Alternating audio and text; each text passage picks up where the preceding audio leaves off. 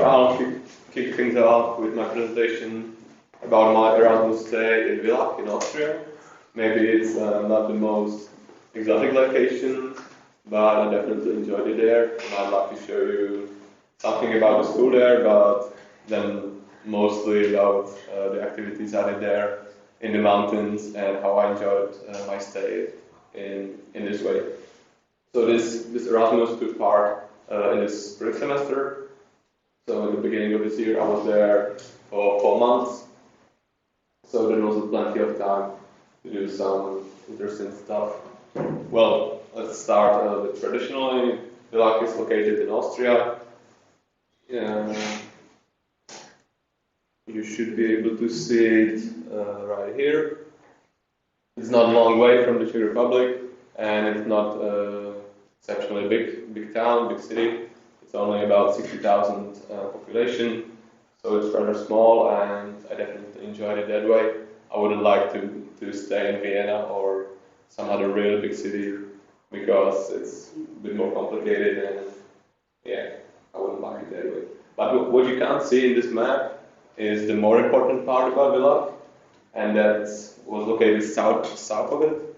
So here we have Villach, and just south of it is Slovenia, with a lot of beautiful mountains in the Triglav mountain range, in the Julian Alps, and also the Julian Alps continue to the west, around here into Italy, and there's also plenty of opportunities for mountain activities and this sort of stuff, so that's one of the big reasons that draw me to Villach, to go there. Unfortunately, in the, let's say, first half of my stay there, it was not possible to go to either Slovenia or Italy because the borders were closed due to COVID. So I had to resort to only all the other mountains on all the other sides of Villach. So it was a little bit unfortunate, but it was okay because there's still a lot of mountains in Austria as well.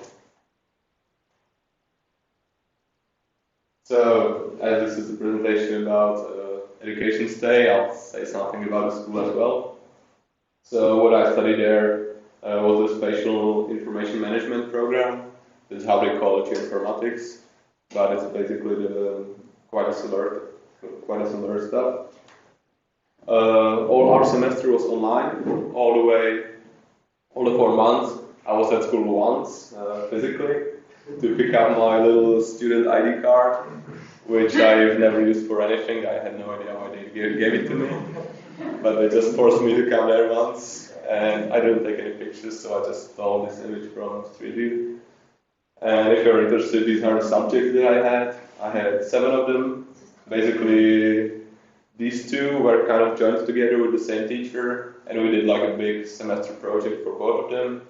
And then I had some like bit of soft skills, because I thought like that shouldn't be too tricky. And we had a bit of programming here, a bit of mathematics here, and something about project management was also interesting. So mixture of everything. They focus there a little bit more on the informatics, so a little bit more programming, and they are not as good as in cartography as we are, or they don't focus on that so much. This was what our lessons looked like. Most of the time, of course, we had the cameras off, but sometimes we had to turn them on. We are quite a small class, or quite a small group of people, mostly Austrians, but this guy is from Albania and this girl is from Iran, so it's actually an international group, and even in our WhatsApp group and everywhere we communicated in English, so it was very easy for me to get into the community with them, and we became friends with some of them as well. We had like a few real-life meetups, so that was cool. It was only 8 people, and very quickly we get to know each other, so that was good.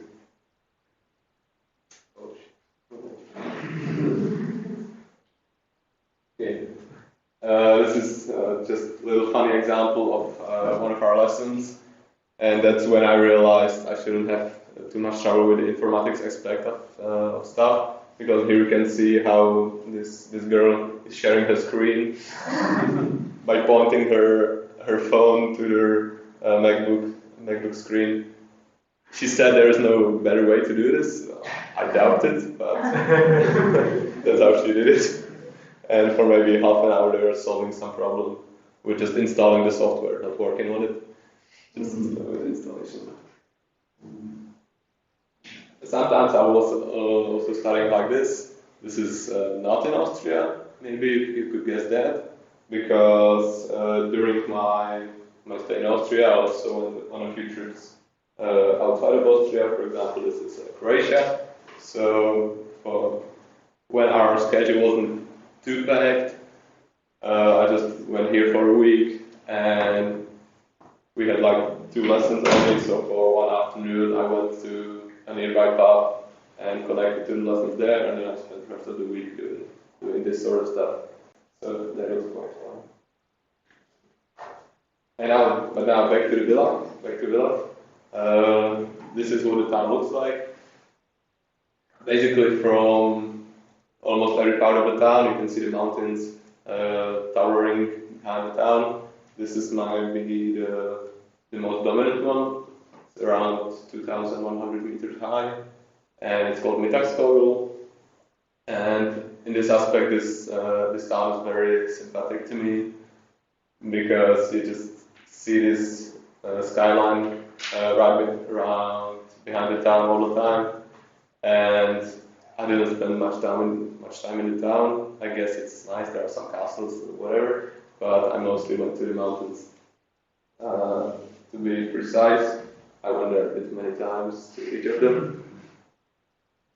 This one was definitely my favorite, because it's quite close and already quite high in the area.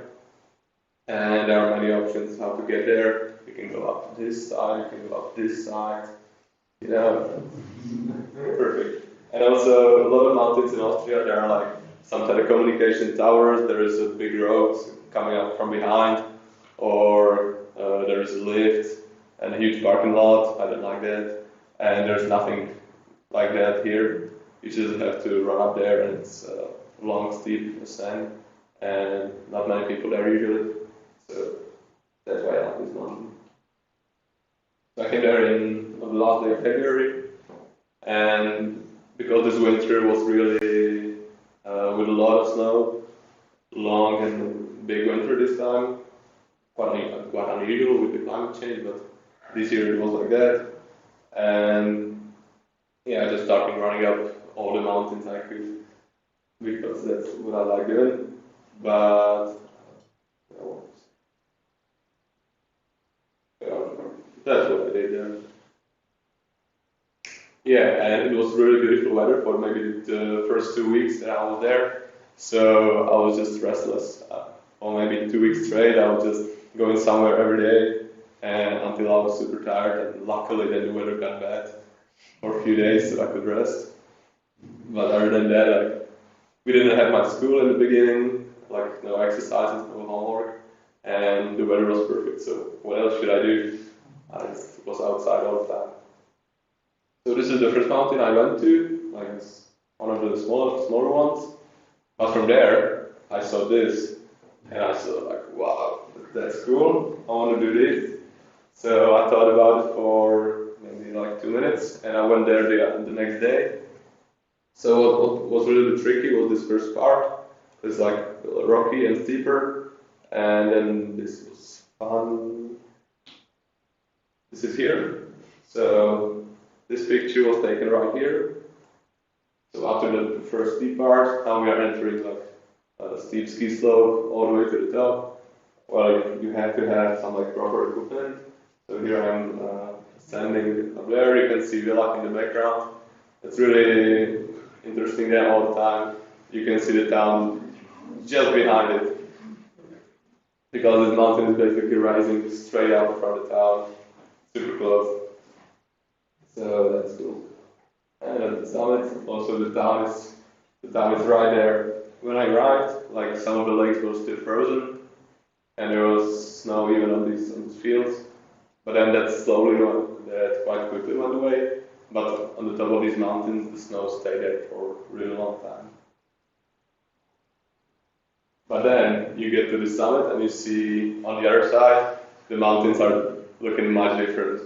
There's like another level of beauty, because here we have the Austrian ones, like, yeah, okay, chill, but these are proper mountains. These are the Julian Alps in Slovenia, but by this time it was still like a forbidden land for us, because if I went there, then I would have to quarantine for maybe a week or two, whatever. So it wasn't possible at the time. I was like, I want to go there, but had to wait a little bit more for that. So I tried biking as well. That didn't go as planned. There was still a lot of snow almost everywhere, and I didn't have any climbing partner there at the time. So I learned how to climb along basically with a rope, but along it was another skill to try, but just for fun. And here you can see that it was quite warm on the rocks, but otherwise on the mountain it was still like the middle of the winter. Another memorable trip was once when I went to the Austrian-Italian border. Also one of the little bit bigger mountains. It's around 2,200 meters. And then there I spent the night on this beautiful bivouac. It was actually in Italy, but I didn't tell anybody, so I didn't have to quarantine. It was like 100 meters on the other side of the border. Nobody checked me up there. And the only bummer there was it was quite cold, but that would be fine if I had brought a sleeping mat, because there were only wooden beds in this bivouac, and I thought like there should be some mattresses, but they were not there, so I ended up sleeping on my backpack, and like there was a summit book, or like a book for visitors in this bivouac, so I just lay my head on the visitors book, and the rest of my body on the backpack, and it was fine for one night. Then it was slowly getting warmer. Here you can see we are baking in the sun with my friend Tim. He's from Germany. When rock climbing, we were just baking in the sun, but then finally the borders opened and I could go to Slovenia. So this is maybe like 4 in the morning. Again, looks like the middle of winter, even though it's end of May. And this is going up Triglav, the highest mountain in Slovenia. It was just full winter again. I think on the top it was around 5 meters of snow still. And usually here you can see a little bit of that. There are these metal rails going all the way across this ridge, but you can see none of it with all this snow. And it was quite tricky when it was not there and it was all covered. Here I have a short clip.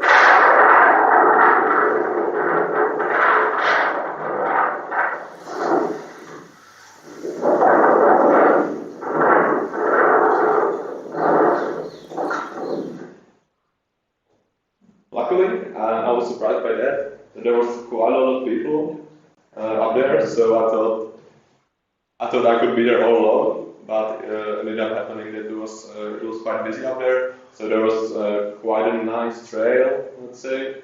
So that felt a little bit safer, and even just all the people being there, I felt like maybe what I'm doing is not suicidal, because there are so many people doing it, so it has to be fine. But it was really windy up there, and yeah, but overall, great experience. And then in June, for example, it was still getting warmer and warmer, and now even in the higher mountains, there was less snow. And this is the Italian part of the Julian Alps. So again, maybe 1 hour drive from Villach, so not a big deal. I had the car there, so I could just drive wherever I wanted. And here I have a little schedule how it went. So as it was the end of the semester nearing, we had to present some semester projects. In the lessons, we had a little bit of work to do actually. So I was quite busy. But around 15:40, I closed the computer, and the semester project presentation ended. 15:50, I'm leaving home. 16, I'm returning for a sleeping mat, which I again forgot, and I didn't want to do this mistake again. Then I'm parking in Italy, the beautiful parking lot, just right here. And at 7 o'clock, I'm on the summit of this beautiful mountain. This is actually the second highest mountain of the Julian Alps, Triglav being the first one, this one being the second. Maybe it's not so famous because it's in Italy and people would say it's not Julian Alps anymore, but actually it is the Italian part. And then I'm back at the car quite quickly, and then what I didn't expect is a big thunderstorm came right after that. I was cooking my dinner at the parking lot, and I was really happy to be back at the car because I wouldn't want to be up there. It was like raining, super hot, and the mountains were not visible at all, and lightning all over the place, all around. But I was chilling in my car. And then the next day I went for some ridge running around the Ferrata. On the approach hike up to the ridge, I met a guy who told me that officially the trail is still closed, and I can see definitely why. It would be stupid and dangerous if somebody went there only in his running shoes and shorts. But I had this thing, and I can also move in the mountains quite well by now, I would say. So I think that I wasn't being so stupid, but definitely not recommended it. Also, a good thing to think about, also with this another photo. You can guess how this picture was taken. There was nobody else. So I had my 10-second 10-second auto capture, and I just did my best not to die somewhere between the camera and here, and then I had to return. And the same here. I wanted to be maybe here, that would be the ideal picture, but it was like all the way around and a bit tricky and a big drop down there. So this is the best I could do. I think I took maybe 2 tries, and this is the better attempt. Alright, that was all from me. I could talk about these stories from the mountains for maybe 3 hours straight, but I was told to keep it quite shorter. So now if you have any questions, feel free, or we can discuss afterwards in the pub sometime. And maybe we'll have the pizza soon. I'm looking forward to that.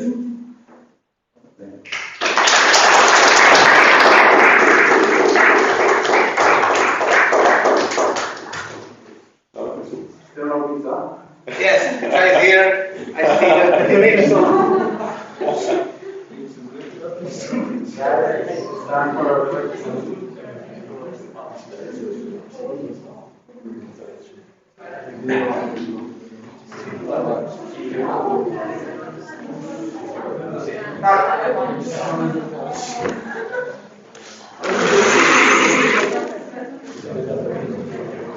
You can take.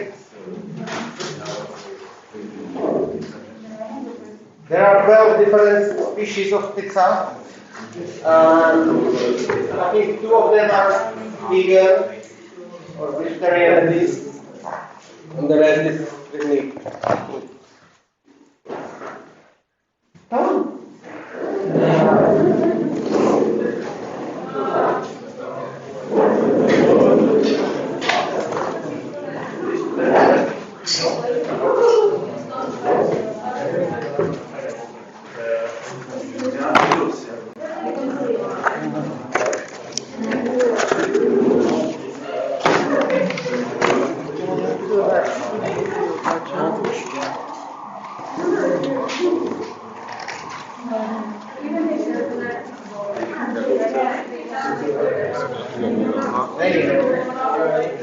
Musíme jíst.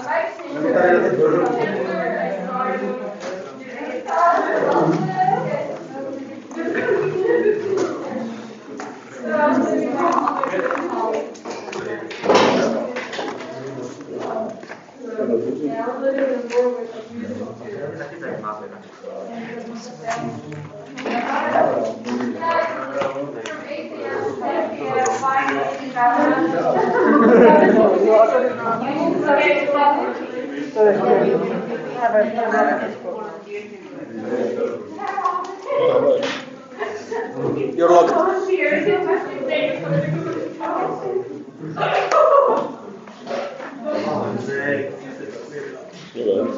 Yeah.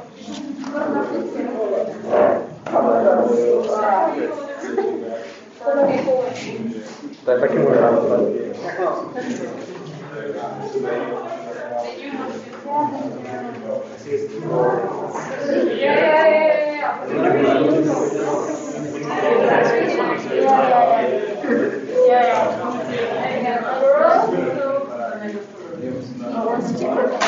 Chicken? Cheese? Cheese? I think it's cheese. Maybe? Cool.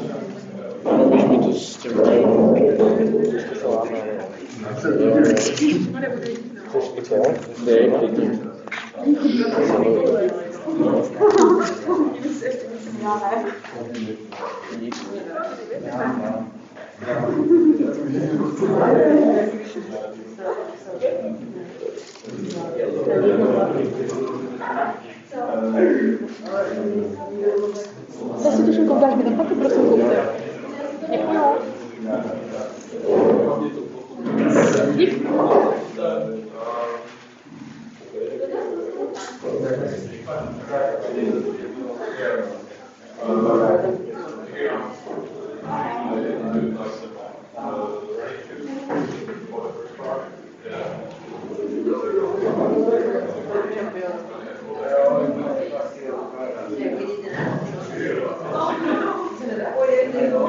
Já jsem na tam jdu.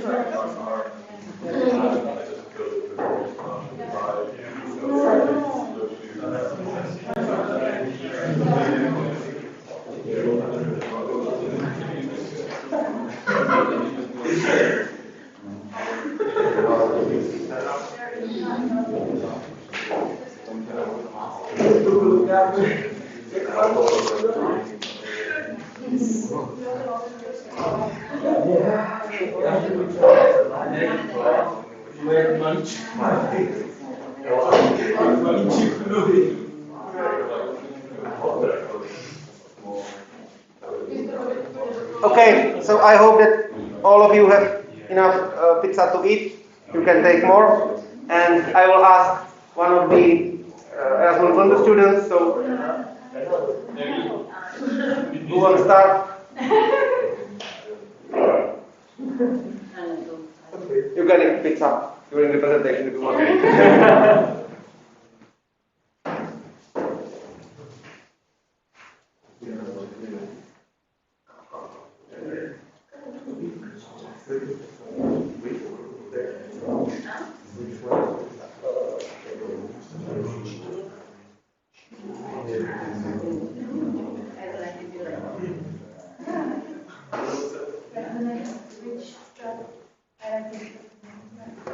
Nice. Okay, you can start. Okay, so my name is Julian, I'm from France, and I present to you today a bit about the French university system for those who might be interested in going to this country, and also about the Copernicus Master in Digital Earth, which is our Erasmus program, to which you can apply. But we'll talk about that at the end. So first of all, I'd like to ask you.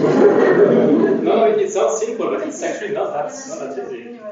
Because this is the map of France. As you can see, it's actually very diverse. And when we say France, we usually only think about the metropolitan parts in Europe, so maybe Corsica sometimes, but we forget everything else about France, and there is a lot to see in France.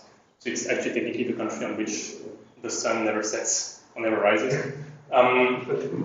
Because we cover all of these different time zones. So there is a lot of Googling to do on Wikipedia, if you're interested about that.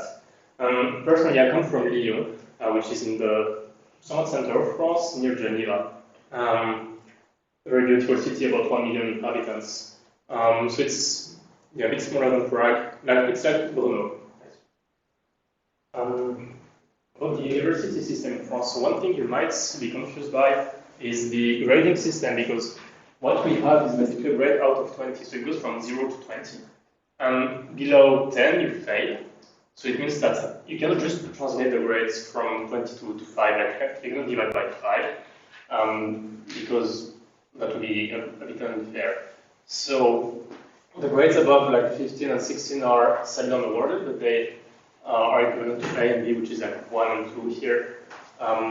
And for the other ones, it's like that. So don't be surprised if you do go to France and find the grading a bit harsh. It's normal. And so you are a bit familiar with the terms we use. So the bac is the high school exams, baccalaureate. And then we classify the following programs, so the bachelor, the master, and PhD, based on the number of years you spent studying after your high school exam. So the bachelor is bac plus 3, master plus 5. Of course, there are a lot of other different programs, but these are the most classic ones in the public university system. So that's Lyon, very beautiful city. Don't be surprised if you see some cops and protests on the street in France. It's very common. And yeah, it's actually a very beautiful city. You have the Saône River here, the Rhône River here. Personally, I live a bit north of this river, and they converge in this city at the very end. I think you can see it here. And there is really a ton to do. There are 4 public universities, a ton of private ones, and medical schools and stuff. It's very few skyscrapers, as you can see, but we do have some hills which you can go on top of, like on these pictures, and have a beautiful view of the city. I'm not sure you can see it in the background, but it's also very near the Alps. So if for those of you who like mountaineering or climbing, you can also go there. My university is Jean Moulin Lyon 3, Lyon 3rd.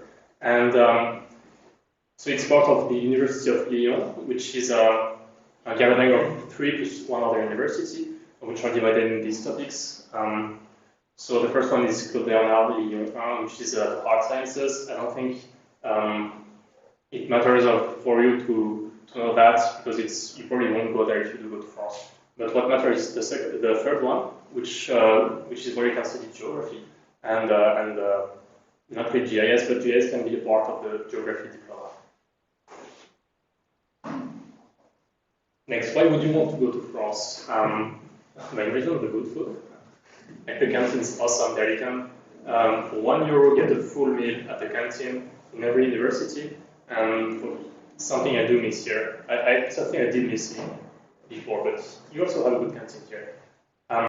Diversity in terms of landscape, you can have you can spend 2 hours driving and be in the mountains. You can go to the forest everywhere. You can go to some plain terrains and study the hydromorphology of the rivers. You can even go to the beaches, and there is even one small dune in Bordeaux. So we actually have deserts in France. Also beautiful architecture, even in small villages. You can go into villages which has 500 inhabitants and have beautiful houses. So many cultural stuff. Wine is good. Like this bottle maybe costs €10. You can get for cheaper than that.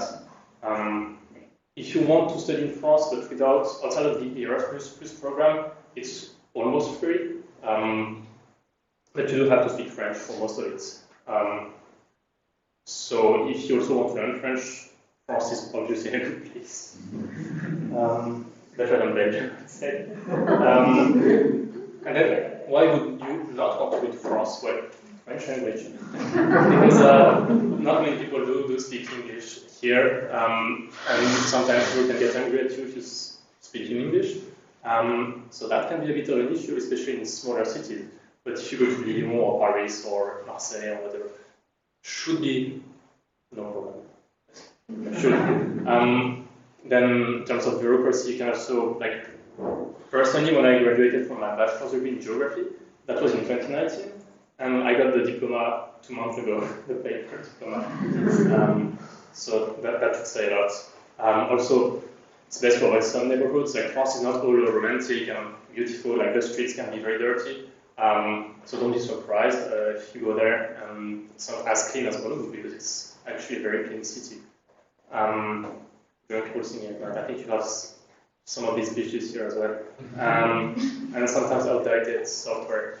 Like for instance, they still teach ArcMap to new students. But then, like I got taught ArcMap and then switched to went abroad, and then I was starting to use ArcGIS and didn't know how to use it. But everybody there was using ArcGIS, so it can be a bit of an issue, digitalization. Some pictures. The middle one is an example of the food you can get for very cheap and so tasty. But we have some pizzas here. That's all right. Mountains, the French Alps. Chambord, one of the most famous chateaux, Croissant, of course. That city is, I think, Villefranche-sur-Mer, which is a very touristic city. The bottom right, I think it's, I forgot the name, but it's a very religious city. And many Christians go there for Lourdes, it's called Lourdes, yeah. Which is also beautiful. What next? Yes, the current use master edition work. So this is what we, so Nianhua and the others, are part of. Okay.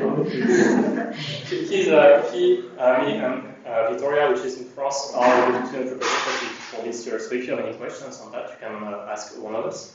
And so, what is it? So it's a joint master's degree, which means you get 2 diplomas at the end in geoinformatics. So you will study GIS, remote sensing, spatial analysis. In the first year in Salzburg, which is in Austria. So we all went there. And then the second year, you can choose to go either to Vannes, which is in France, in Britain, to study geodata, so machine learning, artificial intelligence, high performance computing. Or you can choose to come to Olomouc, which might be of interest to some of you, to study geovisualization. Cartography, and also GIS, but for visualization, geocommunication. And if you're interested, you can go to the website and apply, because we are looking for European students. That's the first intake, that's the second intake, and here. And I don't have a picture for the third intake, because I'm not sure they found the statue yet.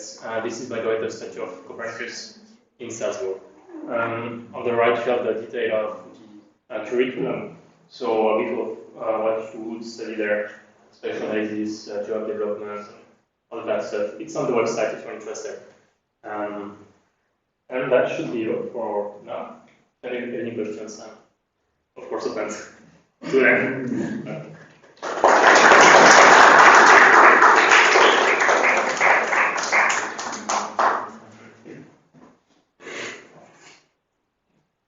May I ask, have you ever been in the overseas territories of France? Me personally, no, I haven't. And I never got the opportunity to go there. But a lot of people do go to the Caribbean, which is here because you have quite a lot of flights to go there. Yes. Do all of the people in the Alps territory also speak French, or they have their own language? So we don't really have minority languages in France. French is the only language, but in Polynesia, in New Caledonia, in French Guiana, of course, the people there have some local languages, indigenous languages, but they are not official languages.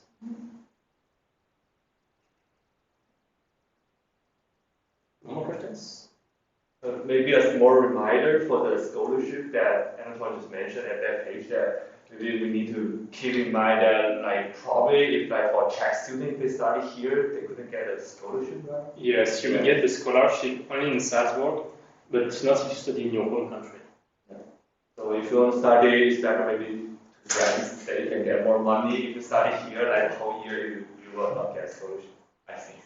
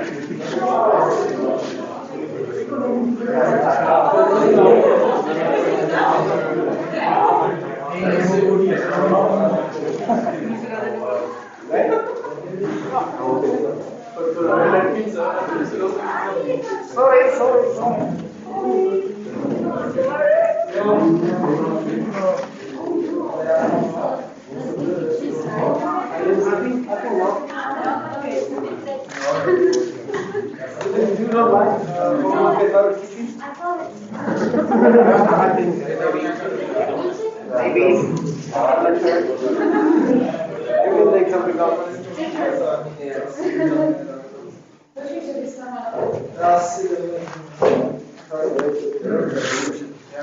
This is vegetarian. Vegetarian. Oh, Yes. okay. Now I'm vegetarian.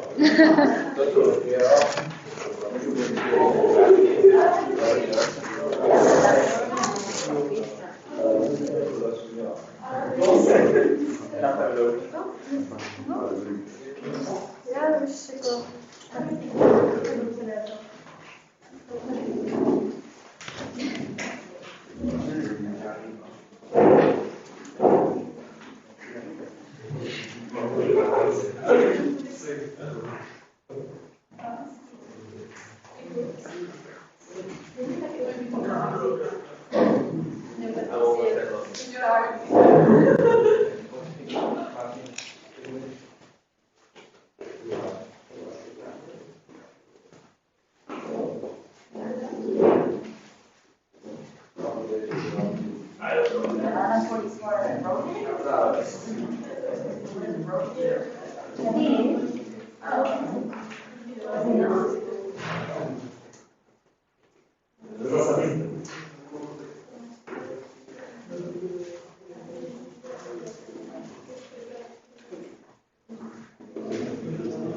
Okay, so next presentation is from Ana de Suarez about Barcelona. Yeah. Okay, then hello everybody, I'm Ana, and I studied my bachelor's degree in geography at the University of Barcelona. And I'm going to talk a bit about my region, which is Catalonia in the northeast of the Iberian Peninsula in Spain. And obviously the capital is Barcelona, and that's where I studied, but I'm actually from, I don't know how to use it. I'm actually from Manresa, a little, well, not little town, it's like Olmutz maybe. But I studied in Barcelona and I commuted every day there because it's not a long distance. And the universities are bigger and better in the capital. So this is Catalonia, the region where I come from.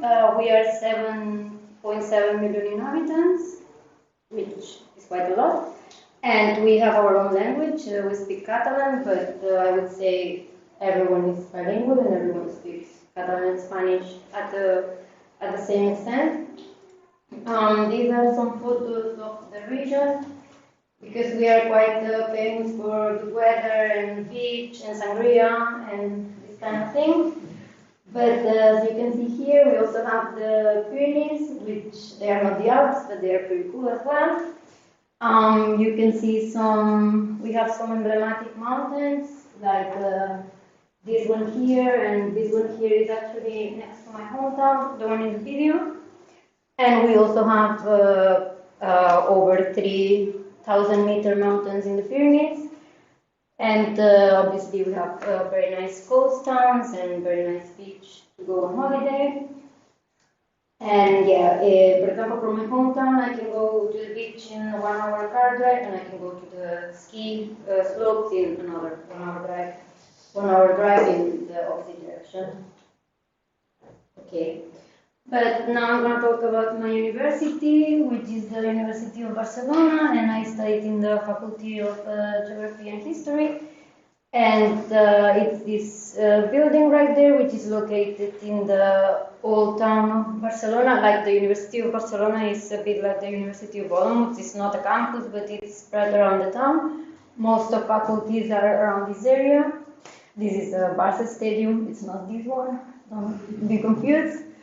And most universities are in this outskirt area, but some of the buildings of some faculties are in the center, like this faculty.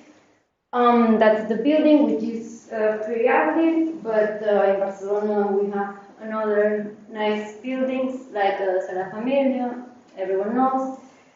It's a city famous for the beach and the terraces and the palm trees, but also I would say the architecture and the cultural background of Barcelona is huge and very important to know when you visit the city. So back to the university, as I said, the faculty is Geography and History. So we share our building with history of art and anthropology students, because geography is considered a humanities field, let's say, in my country. Like if I tell someone from my parent generation I study geography, they're like, oh, geography and history. No, like I don't study history, I only study geography, but we share the same space. In Spain, all bachelors are unified into 240 CTS credits, so we all have to study bachelor 4 years, no matter what. Well, I think medicine and architecture are longer, but all the rest are 4 years. And unlike most of European countries, studying in Spain is not for free. We pay around, in public university, like University of Barcelona, we pay around 18 euro, I would say between 18 and 25 euro per CTS credit. So at the end of the year, it's around 1,500 euro, and at the end of the bachelor, it's around 6,000 euro, which is not so cheap, I would say. It's still not the UK or the US, but I think it should be free. Then about language, most of our lessons are in Catalan, like it depends on the professor, but usually the professors speak Catalan, so the language of the lectures is in Catalan, which is fine for me, but whenever a foreign student goes to Barcelona to learn Spanish, I don't think it's the best idea, because it's not the best place to learn Spanish. But when going abroad to study, language is not always the main thing. But if you are actively learning Spanish, I'm sure Spain would be enough to go visit. Yeah, and a bit of the plan of studies of my university. We basically have the subjects divided in two branches, like physical geography and human geography, which contained subjects like climatology or geomorphology in the first case, and then we studied demography and statistics and also urban planning and a lot of subjects related to the second case. We also have regional geography subjects where we specifically study features of regions, let's say. But I think it's very important because even though it's very descriptive, you understand how both physical and human geography are important to understand. And then apart from this, we obviously have cartography and GIS subjects, only 24 credits out of 240 credits, which I think is not enough. But these subjects were very nice, I would say. I learned a lot from them. And we also have fieldwork, which is super cool. We have documentation subjects like how to cite, how to write scientific papers, blah, blah, all of these things. We have electives, which are also very interesting, and we can also take our internship, which is optional. In my case, I took it, so then I didn't have to do a lot of electives. But it was fine. I took like natural arts, it was very fun. And then we also have the possibility of doing Erasmus. And then we don't have lectures on Fridays, never. Like our week is Monday, Thursday. But most of Fridays we have like laboratory classes or we go on field trip, which is okay because they are very fun. And these are some photos of the field trips, which usually are like leisure. Like it's not like we go on a field trip and then we have to do a paper or something, we just go there and have fun, let's say. And the professor tells us things about the features and stuff, but then no report or nothing, so Fridays used to be pretty fun back then. And let's say with these field trips, like every second week we were somewhere, and I would say we've seen every corner of Catalonia, because we wouldn't get out of Catalonia because budget wouldn't allow, because they would pay for everything, or we would go with our own cars there, or with the university cars. They would give us a car and we would drive up there in the mountain, and we basically saw everything, so it was okay. I think this cave is actually in Spain. Like we crossed the border one day, and we went super fast. But it was definitely a big, important, nice part of the bachelor. And then I also did Erasmus. I went to Salzburg, Austria, and this is where I found out about CDE and everything, and that's why I'm studying CDE, Cooperative Master in Digital Art program. And I'm here right now. And there are a lot of mountains as well in Salzburg. I don't go up there because I'm afraid. So I have photos of the city, which is super beautiful. If someone wants to go to Salzburg, it's very recommended, also for study, obviously. And photos of trips, because in Erasmus you also try to travel as much as you can. I don't live in Central Europe, I live in the Iberian Peninsula, so if I'm here, I try to go Budapest, Ljubljana, like anywhere you can. And then finally, a bit of evaluation of my bachelor experience.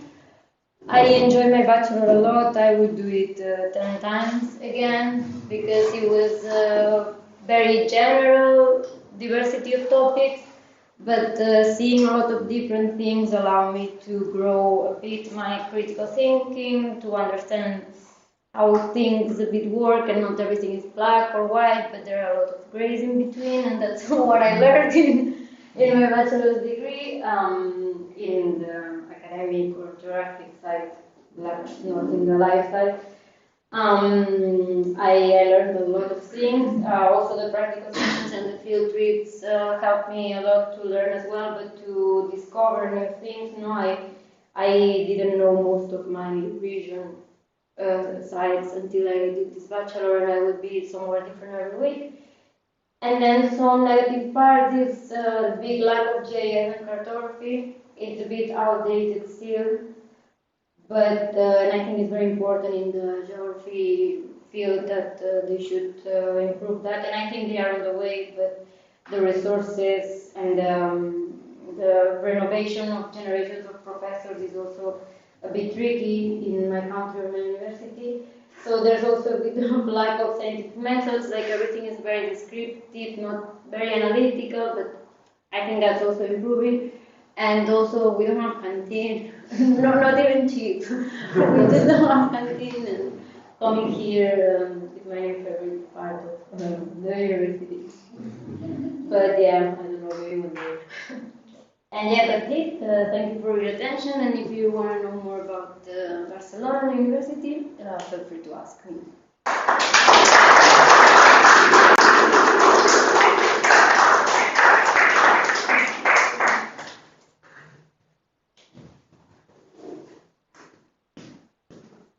So, guys, any questions? Well, would you be for independent Catalonia? Would you support it? I don't think I get the chance to vote, so I cannot decide. But depends on the day. Okay, thank you. And at home, you speak Catalan? Yeah, in my case, my mom is from Sevilla in Spain, so in my case, we speak both at the same time. But there are all types of households. Some households speak only Catalan, most of them I would say, and some households speak only Spanish. But yeah, in my case it's mixed, but depends. But I would say 80 or 85% of people speak Catalan in their daily life. I have a question. Yeah. Does that mean like a real difference between Spanish and Catalonian language? Yes, like Slovak and Czech. Don't take it personally. Yeah. I'm from Kazakhstan, and sometimes for me, like languages from Roman group, I guess this language from Roman group, right? Yeah. Yeah, for me sometimes it's very hard to see the difference. For example, as in China, like the people from the north and the people from the south, like there are like real differences between the dialects. And what about, for example, if someone from, let's say, not Barcelona will speak the people from Barcelona, like, is it the same language? No, it's some people think it's a dialect, let's say, like a same language with different accent, but it's a completely different language. And people who speak Catalan usually understand Spanish because we are also speaking Spanish since we are born. But if someone Spanish would understand a conversation of two Catalan people speaking, they would understand barely anything. I mean, it's like they would listen to someone speaking French or Italian. They would understand some words because some words are similar, but it's completely different, more or less. Thank you.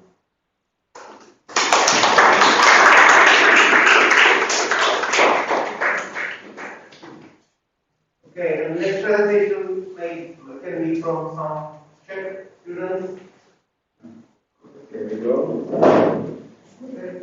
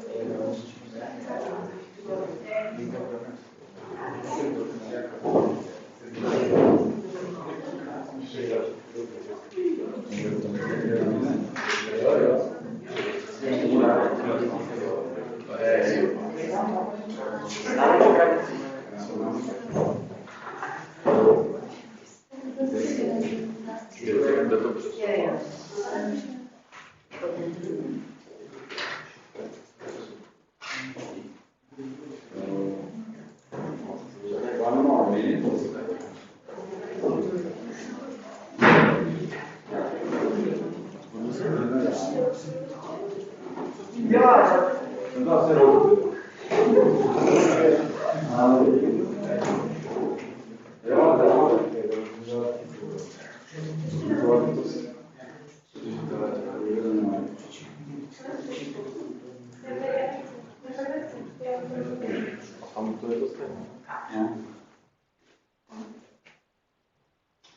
Okay, so hey guys, my name is Jakub, this is Radek, and we would like to show you what it was like in Tartu in Estonia. I was there for 4.5 months in my Erasmus plus, and Radek was there with, what was that one? It was Dora Plus, And I was there just for two months. So, yeah, but we had the chance to like live together for those 2.5 months and share some experiences together. And before I talk about the way there, I would like to talk about maybe my motivation to go, especially to Estonia, because like everybody would say, when you go to another country, you want to meet new people, you want to learn new things, gain new experiences, and all those classical stuff. But firstly, I didn't really want to go to Estonia because I thought like, and I think almost everybody would think the same as me. I thought that there is nothing in Estonia, and I would rather go to, for example, those 3 countries to the north, like to Sweden, Norway, or Finland.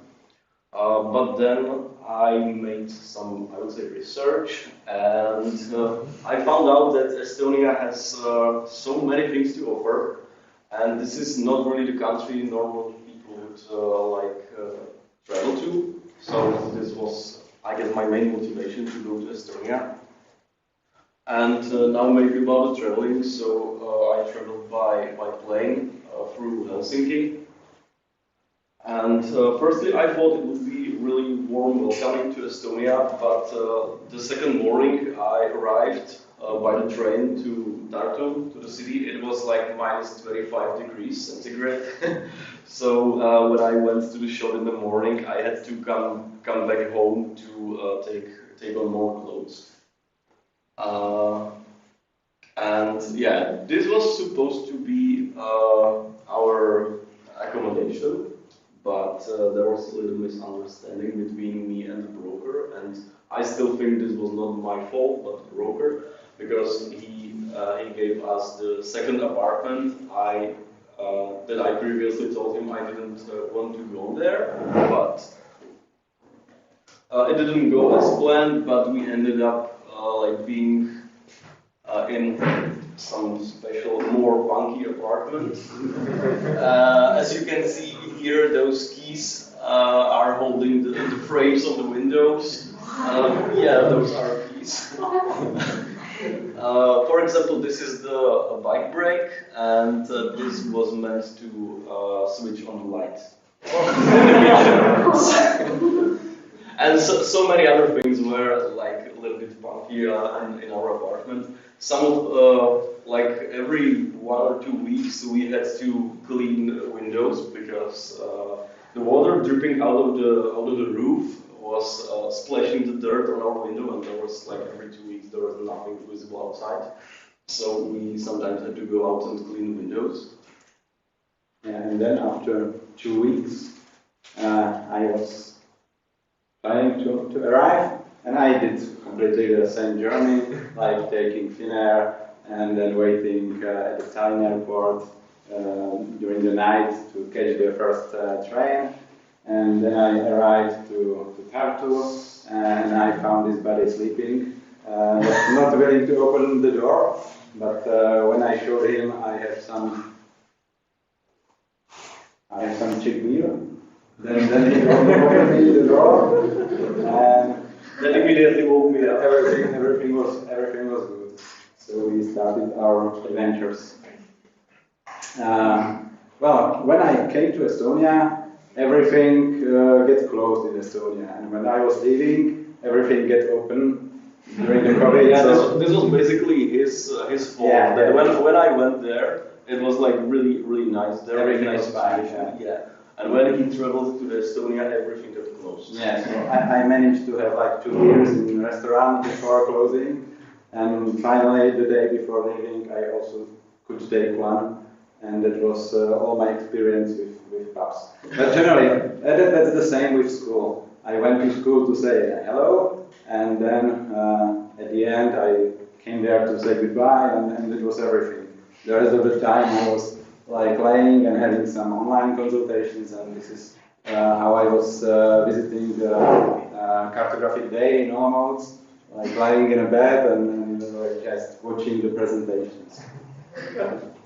Yeah, and because we went there like during this February till the end of June, there was, as we talked about, was COVID situation. So the whole school was online, and the only time I went to school was when I went for the welcome package. Then I had to come back once more because they forgot to give me some gloves, I think, to the welcome package, and I really wanted them. So that was only 2 times when I went to school. Then we had online classes, but not really all of them were online because sometimes we had like walks through the city with teacher, and we also had some terrain practices. For example, you can see on this picture, especially we had a homework. We had to find some eco solutions or something like it. So we are basically walking around the city and looking for those barrels. But not really all of them. As you know, there are some modern solutions like green roofs and swales and other stuff. So I would say Estonia is really into this eco technologies, and this is one of the main things that people study here. And yeah, so those pictures are basically from some of our trips we went through the city. And also about the school system there, it's not really the same as here in Czech Republic, because here during the semester we are like doing our homeworks. Then if we have all of them, we can go to Započet. Free exam. You know, and then we take an exam. But in Estonia, it's like every homework or every work you do during the semester, it is a part of your final grade. So, for example, like 60% of your homeworks, or like 60% of the final grade. Yeah, of the final grade makes the homeworks. Then there are some, for example, presentation of the final work, and in some cases there was also an oral exam. But I guess it was only in two of, I think, seven exams I had. And yeah, about the canteens, there are no of them. So that's the thing I really missed really much, because we had to cook every day. And you know, I'm not really a person that can cook really well, so we had to cycle those kind of foods like every week or something like this. From these pictures, it looks like Kuba was cooking all the time, but it's not true actually. I was cooking as well. I need more time.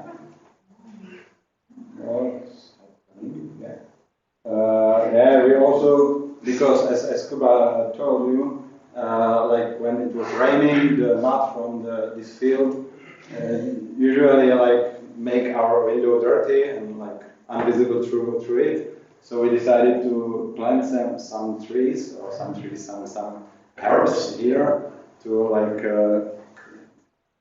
cover the mat. But it was cold and yeah, because actually our window was like over there. Yeah, it's nearby. So we wanted to like have a really nice view of green herbs, like planting there, but it never happened. Never. So it was a good plan to buy some seeds, but not working much.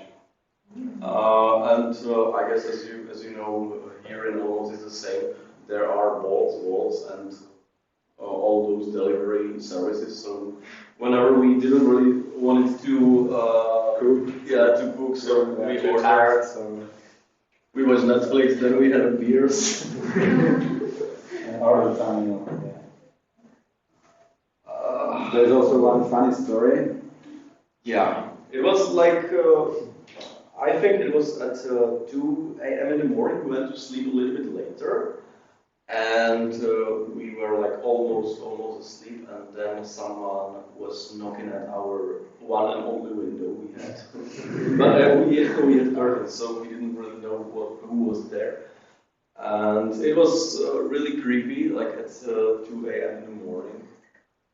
And the person like was knocking for, I think it was 3 times or something like this. And then he went to our front door and he went knocking on our door.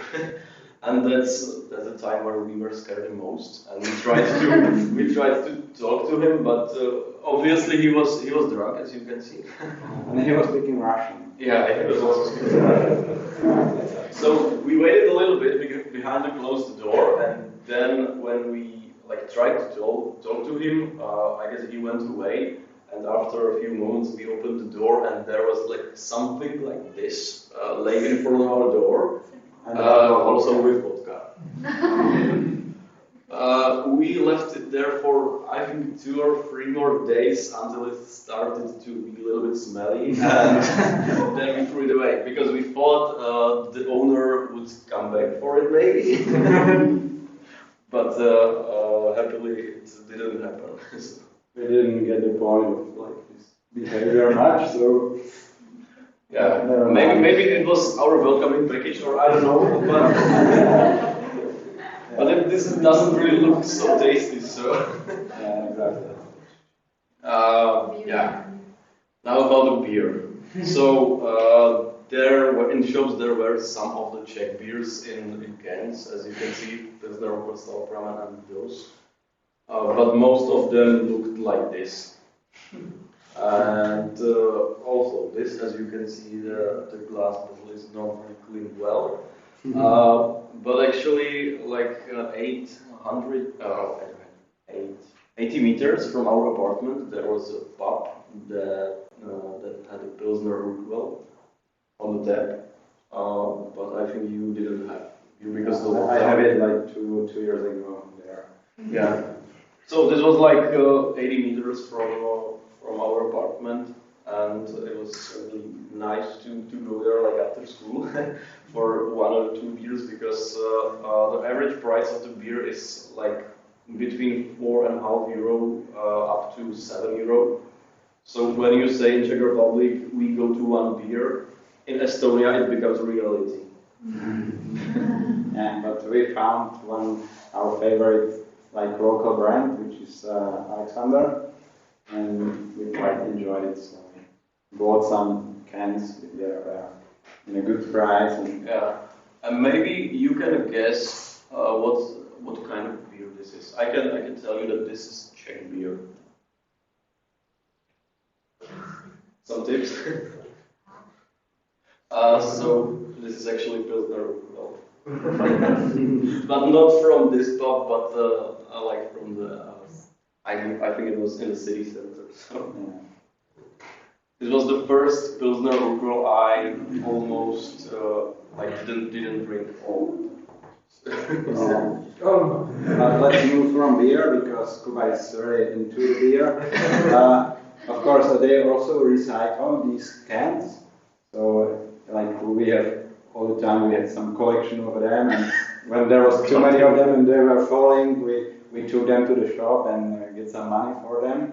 But beer is a good thing. But what's really the best food you can try in Estonia is those kohuke. Those are like chocolate and tvaroh, just in Czech. It's like some cottage cheese. Those are tvaroh bars, and they are really delicious. So I really had many of them in the fridge and ate them whenever it was possible. Also, when we didn't have school, we had to work really hard. Yeah, really hard. We were doing atlases. Kuba was 3D modeling. I was teaching, and all this stuff. So it was not like a vacation. It was a really hard job there. But also we did some outdoor activities to explore the city. We were running quite a lot. We did some GPS drawing as well. This is actually how the city looks like, and this is the path we went somehow, either by running or walking or skiing or something like that. But here also you can see how the city is structured. There is the city center here. This is the part where we lived. It's part composed of wooden houses, like in some western town. And here there are like those blocks of flats in this Annalin part, and all around those are just family houses and kind of villages. And when we are running, we also did some like competing on segments on Strava. So a lot of several 7, 8, 9 segments. We still have the best time there. So the first thing you need to do in Tartu, if visiting the city, you need to beat us and get the first prize here, I guess. So, like after, I guess it was after a month we were in Tartu, we found out that there is still a possibility to go cross-country skiing. So we rented those, we went 2 times, and I think the rent price was €3 for an hour or hour and a half. And there was like some really nice falls into the snow. But as you can see, it was a little bit later, and the snow was not really in a good condition, as you can see, like in those parts. But yeah, I guess we quite enjoyed that. And another part of Estonian culture is ice bathing or ice swimming. But normally, you would say if you want to start to do this, you need to start slowly, like at I guess October or something like this. But this was our first day when we went on a trip, and we saw like a hole in the lake in the middle of the forest, and we just decided to hop in. Yeah, we had no equipment, like no towel, nothing. Yeah, we had no towels. I decided like I need to go there, but also decided like. Yeah, so I used one of my T-shirts to beat myself after that, and then we went I guess to the bus and back home. Yeah. And those are some more pictures. Yeah, we really like enjoyed it and doing it quite regularly. So, and there was like almost all the people in here were doing this activity. So. Yeah, actually, like so many people are really sporty there. Like everybody is doing something. Like many people are running or doing whatever kind of sport. It's like. Yeah, because we also like to make some challenges for us. We did some challenge. We were playing one game on our mobile phones, and we said like if one of us gets some jackpot, which doesn't happen very often, then we go to the closest like water and go this ice swimming. And we were like almost sleeping, sometimes like 1 a.m. And I think I got the jackpot. Mm-hmm. So we decided we need to do it. If this challenge, we need to do it. So we went there, went swimming, and went back. And then we were playing the game again. We said like it's not possible to get another jackpot, but actually it was. I think Kuba got this jackpot. Yeah, this was my jackpot. So at 3 a.m. we were going there again. And, yeah. And then we were not playing the game anymore for the day. Yeah, then we decided to stop for a while. Yeah. Yeah, now actually about the city as a whole. So Tartu is, I think, the second biggest city in Estonia after Tallinn. It has like 1,000 inhabitants, so 100,000 inhabitants. So it's basically like here in Olomouc. And Tartu is also considered to be a student city because Tallinn is like industrial city, Tartu is school city or university city. Culture center. Yeah, and also center of culture. And there is one other city, it's called Varna, and this is considered to be like summer city. So those 3 are the main cities in Estonia. And this, as you can see, is the main square. It has like written Tartu 2024 because Tartu is going to be the European City of Culture in this year. Yeah, in this year.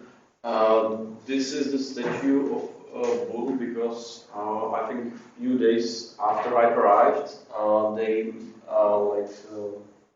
gave this statue there because it was Chinese New Year, so there was like big celebrations and there was like Chinese music playing all around the city.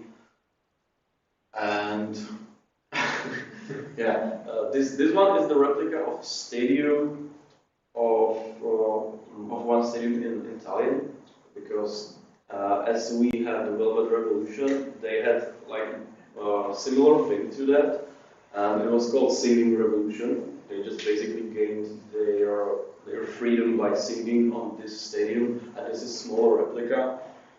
And this fish is like in the technical museum, and basically for me it was the best attraction there.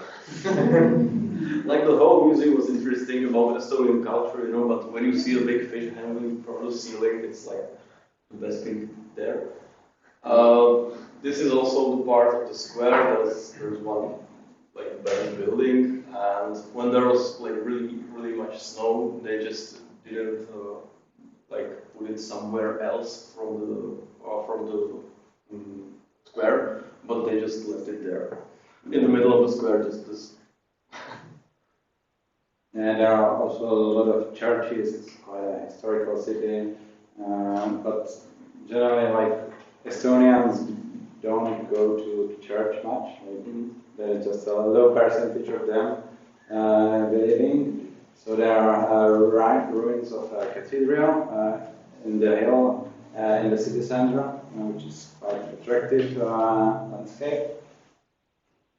Yeah, there are also some modern buildings, or it was called, I think, Snake Tower or something like this. It was really modern. And those kind of buildings, they used to be like old funnel houses, but then Estonian government like gave money somehow, and all those drawing on those buildings means that like every building with that drawing has some special eco technology. For example, I don't know, some solar panels on the roof or some recycling systems, and I would say there are like plenty of them in the city of Tartu. There are also some nice bridges alongside the river, and this is basically the hill above the main square. When I think this was the last sunset I saw in Estonia, and yeah, this is on that hill. This is National Observatory, which is also part of UNESCO Heritage. And Tartu is, I guess, well known for their street art, I would say, because on many houses, not only on those that were reconstructed, but there is also like close to the university building, as you can see there. This is like 200 meters from that. Yeah, nice painting on that. There is also a kind of upside house in Tartu, which is one of the attraction for tourists. It was quite expensive to get there, but it was really worth because it was very funny to take there some pictures. And also there are a lot of trails around the river, which is flowing through the city, which you can hike or walk or run around in summer as well as in the winter season. And now, as I said, I was doing an atlas and doing work a lot of time, but also I wanted to explore a bit of Estonia, and thanks to Jakub, we did it in 2 weeks, I guess, 2 months, to like travel all and visit all the attractions there. And we will not describe many of them because we will have a separate talk about those within the Kagi Talk series. But let's make it some kind of trailer for this. Yeah. So basically, like if you want to move around Estonia, it's really hard if you don't use a car, because Estonia has like 1.3 million inhabitants. It has like half of the area of Czech Republic, so it's really less. There is not really like big population density, so there are not many people, and the public transport is located only in the cities. So to get to the nature or somewhere to those landscapes, and I don't know, wherever you want, you need to rent a car. And there is a really good service which you can basically like rent a car from normal people, not from agencies. And I guess an average price for a day, it was like 30 euro, even with insurance. So like it's good to travel in 2 people, but also like in 5 people, it's almost for free, I would say. Yeah. But what's very necessary is to clean the car after every trip, because many of roads in Estonia are like dirt, they are not like asphalt, and if it is like some rainy weather, it gets dirty in a few minutes, and you generally need to clean it, otherwise you don't see from the window what's out there. Yeah, because the weather in Estonia is basically like all around the year, the weather is not really good, because it's like mostly cloudy. But whenever the weather is nice, you have to go somewhere, because it normally is like for 2 days, 2 or 3 days, it's like nice weather, and then it starts raining or to be cloudy. Okay. So let's start with the trailer. You will hear about how we went with hovercraft to the island near Russia. Then we also like discovered some ghost towns, and we climbed some roofs.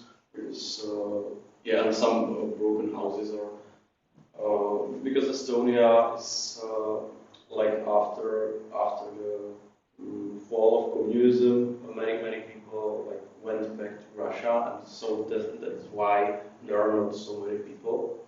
And yes, so that's basically why many houses are like almost abandoned. Yeah. We also visited some places you currently need to visit if you are cheap people. So definitely worth to go there.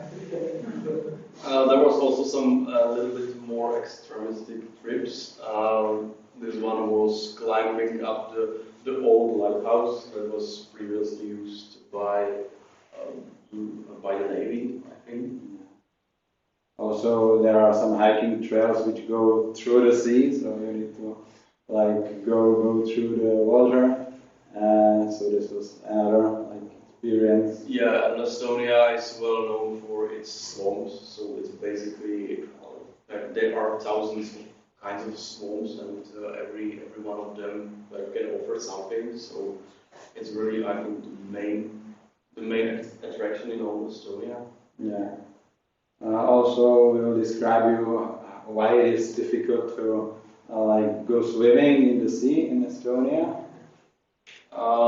Then we will talk about one of the best sunsets on the most north part of Estonia. Also, we visited the island of Naisar, which is very strategic point, or was a strategic point in the past, and like every nation which inhabited this island disappeared after 1 year. For some reason, there was a fire, or there was some battle, or there was something where they disappeared. So there are a lot of rests of some bunkers and some buildings and so on. Then we also went to the south of Estonia, which you wouldn't really guess that this is Estonia, because it's like all the sand there. One of the, I would say, most dangerous trips was through the Russia. As you can see, we went through like 1.5 kilometers of Russian, not empire, but Russian state. And we went there without visa, but we could. Yeah, we will. There's some passage. Mm-hmm. And we also visited the Europe's biggest island called Saaremaa, which is well known for its craters after meteorites. And there were also some really nice sights. And you also hear some funny stories about rented cars, which I luckily was not part of it, so we'll hear from Jakub. And that's all from us today. So let's come to the Kagi talk. We will describe a bit more about traveling around Estonia. Thanks for your attention. And if you have any questions, feel free to ask. Yeah.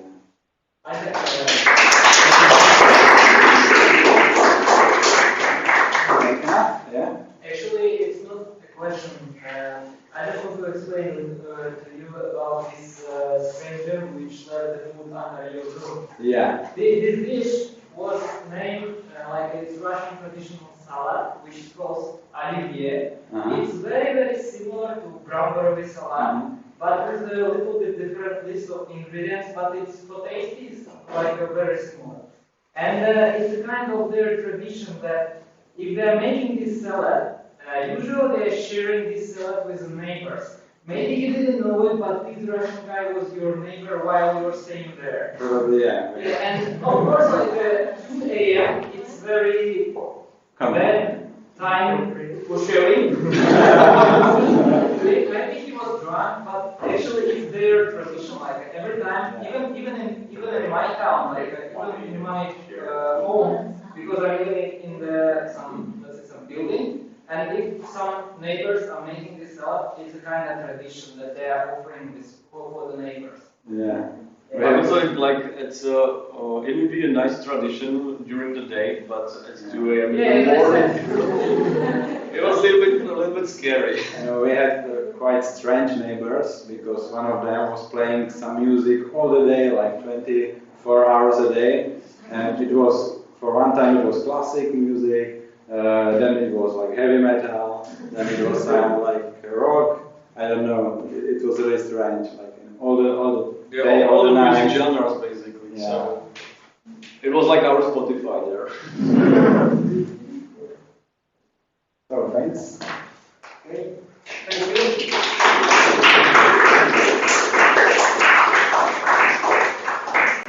I will ask some CE students if you can tell us something about your work. Okay.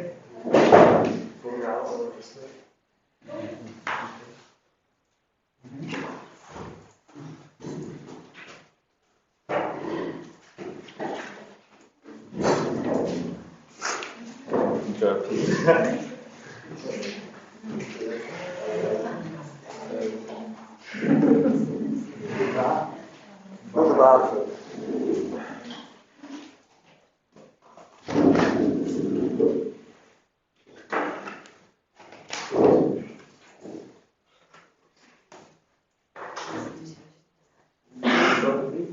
yeah.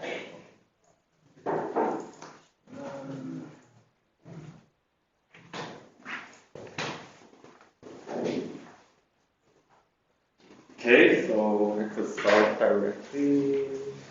Hi everyone, my name is Nianhua Liu and I'm from China. So today I want to share a bit about my journey around the world and also my hometown Shenzhen.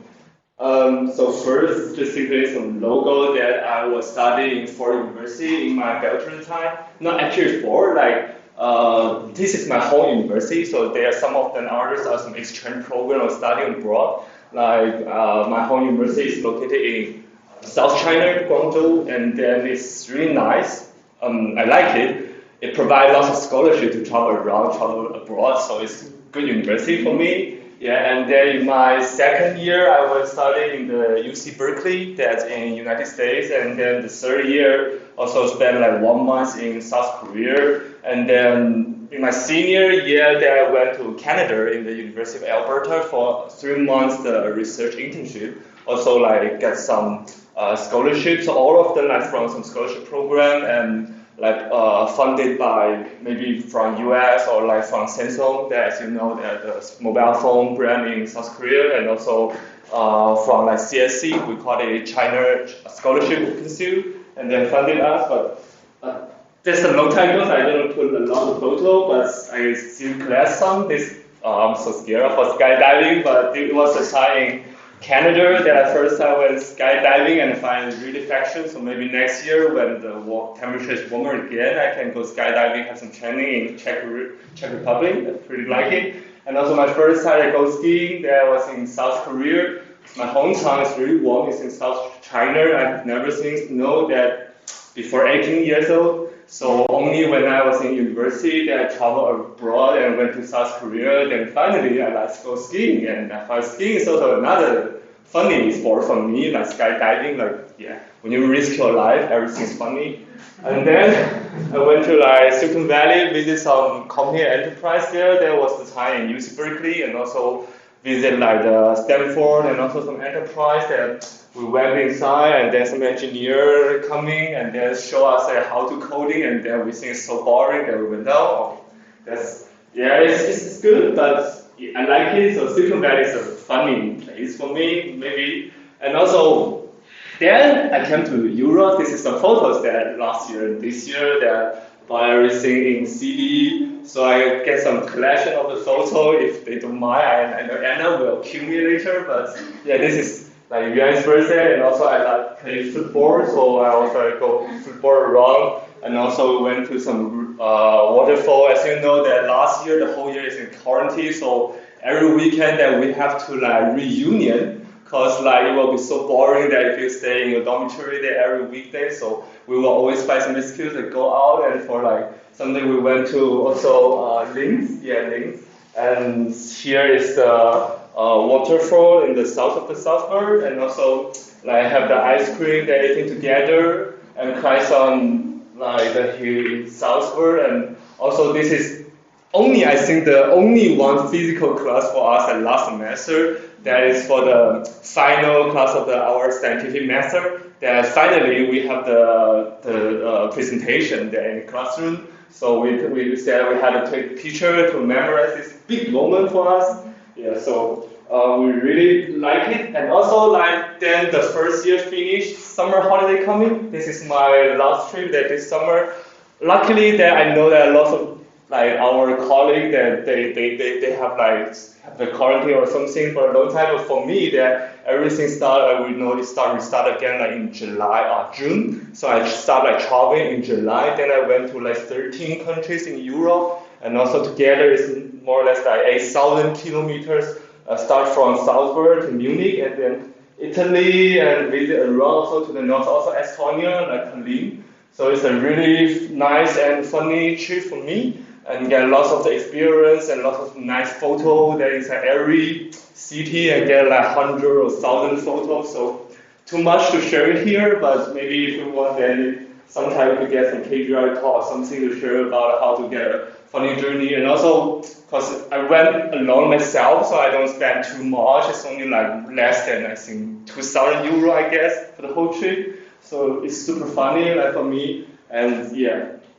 And I want to mention about it. This is the when I went to the Denmark in Copenhagen, then I participated in one of the programs that are like hosted by ISAR, and it's super funny. So because when I graduate maybe in the future, I don't want to be the teacher. I don't want to enter the academia. For me, writing paper is a bit boring, but okay. I want to like maybe create some geospatial like startup or doing some business related to that. Then I participate in one of the programs there from ISAR. So ISAR, they have the business incubation center there around the whole Europe, and also I know one of them is in Brno. So if you're interested, maybe you can search for them like in LinkedIn or in Google. They have their own page and lots of the startup. Then every year they will host some like startup program and then provide for the students or some like the new startup, the CEO or CTO or someone that go together and then sharing their message about how to build a rocket and how to build a satellite and when they build a rocket and satellite, I will just ask them that, okay, you build that hardware for me, I will use it, that data. So it's super funny that this year they hosted in the three university and also the three startup center. One is in the DTU. So then Danish Technology University is called Skylab, and also some other like Alps University. And it's really nice. I think next year they will also host together. And the important thing is that all of this program is funded by ISAR. So they will pay for your living, the hotel, and they will pay for the pizza, for everything. They will lots of pizza from morning to night, and you don't want to eat more after that program. So it's nice that we'll spend like 1 week or 2 weeks together then with some other guys that they are really funny and they know everything about the commercial space, they know everything about maybe the remote sensing and also positioning and like how to use them, and they'll teach you how to make some really good hardware system. So I mean, it's really nice to make friends with them, and I would highly recommend that maybe if you want to next year they will start again every year, so they will host this program in Copenhagen or in somewhere else. So if you are interested, maybe try to register, and they will. Yeah. And then I will introduce my hometown, Shenzhen. So I don't know that how many of you that know about Shenzhen, but Shenzhen in China we call it the paradise of the game changer, the hell of the lazy for me. Yeah, that's me. Well, that's one of the reasons I'm in Europe now, because I'm too lazy to survive in my hometown. But okay, where is my hometown? My hometown is like close to Hong Kong. So Hong Kong is here. There you see this is the Hong Kong, the whole Hong Kong island, the Hong Kong city. And if you want to like cross the Hong Kong to go to the Chinese mainland, here is a border between the Chinese mainland and the Hong Kong. Then you have to like cross my hometown. So this is my hometown, the area. It's not really big, but it's really nice and technical. So, and also another thing about my hometown is called the miracle of China. Because like 40 years ago, it's only the village and nothing there. You can see lots of the fields here, but right now you couldn't see any fields because they are full of the building, tall building. Like each one of them, I think it should be like more than 20 floors or 30 floors, but honestly, I'm not really enjoy that. You couldn't see sunshine sometimes. When you sit inside the city center, walk around and still run so high building, and you don't even know the sun is on the east or the west. So yeah, maybe the sun the rise in the east west side. I don't know. Yeah, and how crazy, how rich that's comparing maybe. And yeah, the GDP is like similar. My hometown is a city, similar to Czech Republic. And then the area you can see that it's like Czech Republic 30 times in my hometown, but the population, what happened? So the population, my hometown as a city is much more than Czech Republic. So as you could like know that every time when I take the bus, I take the tram, I take the subway, I never find a seat. Because you are always lots of people that crazy, they are pushing you to go up and go down. So, oh, come on, I want to leave. And it's good. I mean, it's a rich city, so it's the third GDP city in China. The first is Shanghai, the second is Beijing, and the third is my hometown, Shenzhen. So Shenzhen is not, I know that it's, because it's a new city, it's not really international, so lots of people don't know it, but we have some famous enterprise, especially Huawei. I think all of you that know Huawei. Huawei is from my hometown, Shenzhen, and also DJI for the drones, the UAV. They are the headquarters is in my Shenzhen. They have like 20 years ago, there's some console. Every boys that born in our hometown, like me or some others, or some boys and girls that we said, yeah, if you are a talent, you have to create your startup business. That's what I mentioned before. It's so funny. And also like Oppo, Vivo, also some mobile phone like brand, they are all from my hometown. And they are really nice. And also, so it's like some Chinese Silicon Valley or technology center, but it's also, it's good or bad. Also, I will mention maybe another I will mention is about Tencent. Tencent is not maybe famous in Europe or the US, but it's quite famous in China. We call it one of the three big companies in China, because Tencent, they are rich, and there's like host of the Chinese social media, like the Chinese Facebook or Chinese Instagram or something. So they also like invest in lots of enterprise like Snapchat, Epic Day, Call of Duty, League of Legends, Reddit, and also lots of they are all like invested by Tencent, and also maybe host their biggest like stock or something. So yeah, it's really nice. But I will call my hometown as rich but poor. It's so poor for me. Like we don't have lots of history, because the whole city they only built like 40 years ago in 1980s, and before there is only the agriculture or field area or the village, rural area that only less than 1,000 people living there. But after the 1980s, China decided to open the border, open to the world, and they want to build a city that close to Hong Kong, and then the Hong Kong businessmen could invest in the mainland China, so they built my hometown. And also my parents, they went to Shenzhen, and then they built a city at that time. And that's also one of the other reasons that we don't have the local food, like comparing to that, my classmate Julian, also lots of other the Chinese region, there are lots of good and delicious food and cook really nice food, but if you visit my hometown, we don't have good food, so we always visit our neighbors. When we talk about that, when we want to have some delicious food, we will just directly go to Hong Kong or go to Guangzhou, take the subway, and then 20-30 minutes, then we will go there and then have their delicious food. They are good. And then we don't have spare time. That's one of the reasons. I'm not quite enjoyable. I love my hometown, but we don't have lots of spare time. Like they walk like 14 to 15 hours a day from the 9 a.m. to 9 p.m. and then like walks every day. And then so when I was staying in Europe, I really enjoy because I love sports and also I love like go outside hiking and also like skiing. So I don't really want to like walk a lot. And I quite enjoy that. And also we don't have lots of the natural attractions, but we have lots of shopping malls. As a good city, like I don't know why they build the shopping malls a lot, like Shantovka. When we see there's like really lots of that, even like in my garden, they have some shopping mall that every time you visit every subway, they will build a shopping mall at the top of the subway underground station. And when you have lots of the shopping mall, you don't want to go to shopping mall anymore. It's kind of so boring, like for me. But I love the parks, and they don't have the natural attractions, so they decide to build lots of parks around the whole city. That like as the picture that we could see the under area, the high building, or also the street. They build lots of the parks around there, crossing the whole city, and try to make it.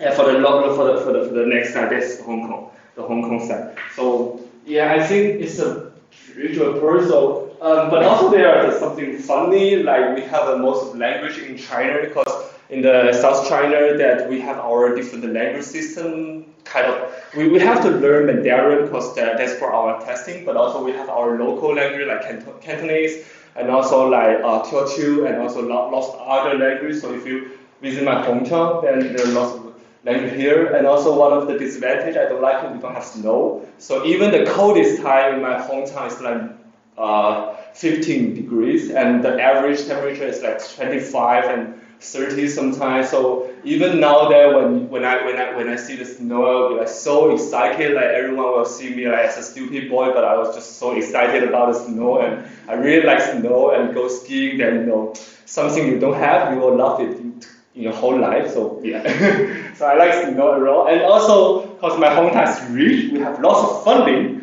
And the funding, like I don't know, they just give the funding to everyone and welcome everyone to visit my hometown and starting here. So if you're like exchange student, exchange scholar, or if you're a Nobel Prize holder, then every year you will get like 12, 14 million euro every year. I mean, like for example, Professor Reed, if you visit my hometown as a visiting professor, you will get 1 million euro, I think, every year just for the funding. Like they are rich, so they just give everyone, because he's a vice president of ICC, then vice president, come here. Like so I know that Professor Milan is like the teacher of Professor Reed. He's supervisor, and he was a visiting scholar and professor in lots of the Chinese universities. So every year he will visit Chinese university, have some 2 or 3 speech and get lots of funding for that and for cartography. So also lots of the university now they want to have a collaboration with my hometown university, because that's how they push forward their academia and also the research. It's good. I mean, so that's the conclusion that for me and also for everyone. So if you want to visit China, visit my hometown. For retired life, for travel, for food, just go somewhere else, like Sichuan that she will introduce later, or some North China like Beijing, Shanghai. They are good maybe. And it's good for them. Also some natural scenery, some historical center. But for my hometown, there's nothing there. But if you want to create a startup, or you are a geeker, or you want to have your own business, or maybe you just want to have more scholarship. Maybe you're searching for some scholarship from my hometown, or from a China scholarship council. They will provide 2,000, 3,000 euro every month, for you to visit and study in China. And so it's good for the game changer, but it's bad for the lazy boy like me. And I like Erasmus program. You know why? So that's all. Thank you.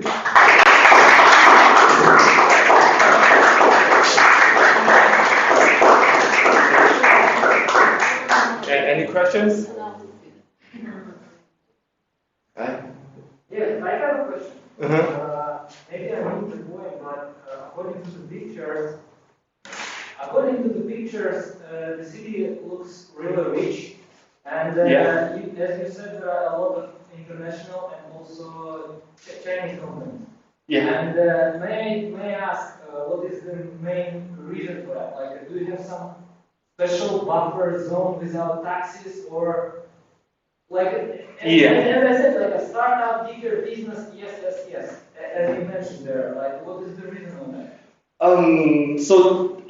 First reason, as I mentioned, for history reason, like 40 years ago, China is so poor, and also that the whole like the country that they need lots of the external funding from the globally. So also the Hong Kong at that time, Hong Kong is really rich. So they want to like build there. So at that time, like the president of China, he decided, maybe they decided to build a new city that close to Hong Kong. That's the history reason. And also one of the biggest reasons right now is that we don't pay the tax to the province. So in China, the tax system is like you have to pay the tax for the province, you have to pay the tax for the central government. But for my city, the Shenzhen, that because we are the special economic zone, we call it SEZ, the special economic zone, only like 2 or 3 that kind of economic zone in China.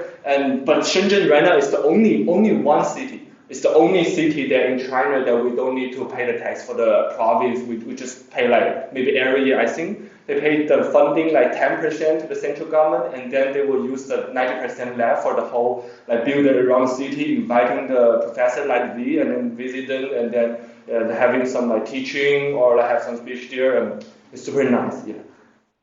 Thank you so much. Welcome. And I have one. So you mentioned that have the most languages in China. Mm-hmm. But how about English?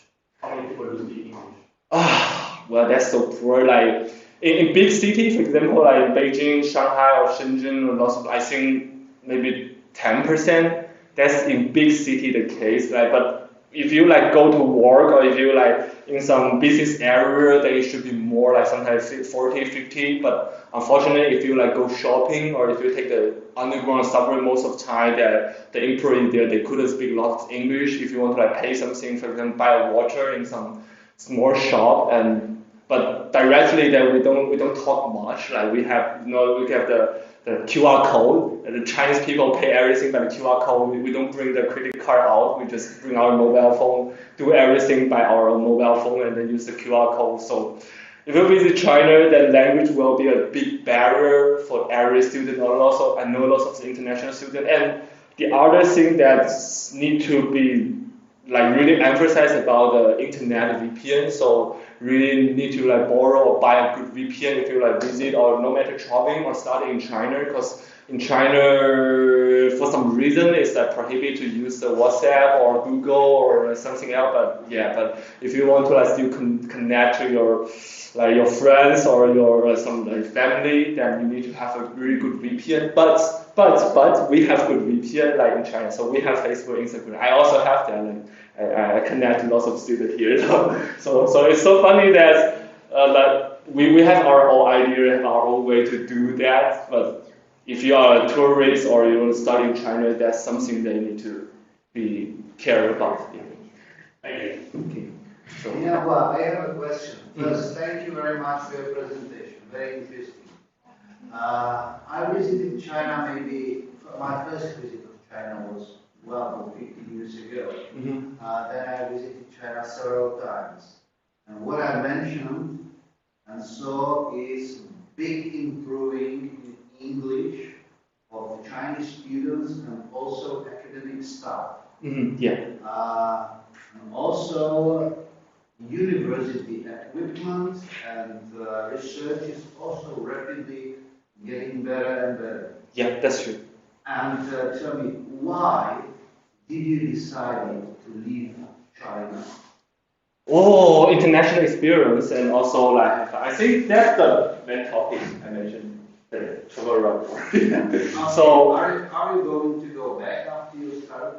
I think so, because I think in my future career path, I want to like create my own business. So maybe like when I need some like, money from the venture capital or some others, of course, I think I will like to go back to my hometown because they have a lot of the venture capital there and also support the spatial business, geoinformatics, and right now. But the thing is, the shield system now that no matter the open data and also for the startup business, US and also Euro like go maybe forward that about China. So we need to like send a student around the world to learn maybe the advanced technology and the experience and then bring back to China. So that's how they want, and that's also like what we want to like travel around, and we want to know that how the work is going on there, the startup, and maybe for the industry and for everything. Yeah. Okay, and 15 years ago there was quite big portion of international people, foreigners, in a Chinese company. Is it still the same, or is it now substituted by local people, well educated? You mean for the enterprise, like? Yes. It depends on what kind of enterprise. For example, like Huawei, like if we like talk about example like Huawei Europe, they have more than of course like 60-70%. Yeah, but like for some other like if the local company maybe it should be less. But in the geospatial industry right now, I would say the exchange rate is quite low. So that's what I want to do actually. I want to build a bridge, no matter myself, but I also want to build a bridge between like maybe China and also Europe that connect each other. Like in the geospatial business, the remote sensing business, that people need to learn from each other. Because right now that in the whole industry, no matter in China or Europe, we don't know each other a lot. We don't know that what kind of startup they have, like what kind of technology they have. But for me, that I think I want to learn more in Europe. I know the Chinese startup, Chinese technology. Then if I know more about European startup, European technology, I could be the bridge that connecting each other. Okay. 不客气 Thank you. Okay, sorry.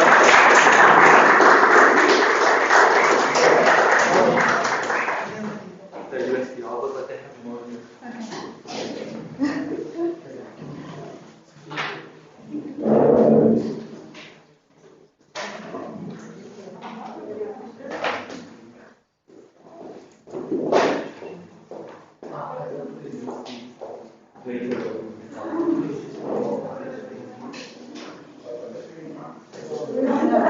Sorry.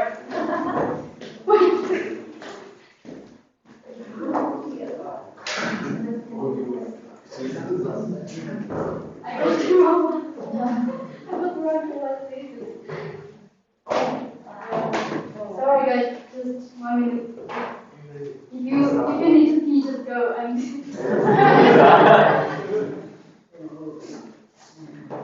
Yeah, I put my presentation.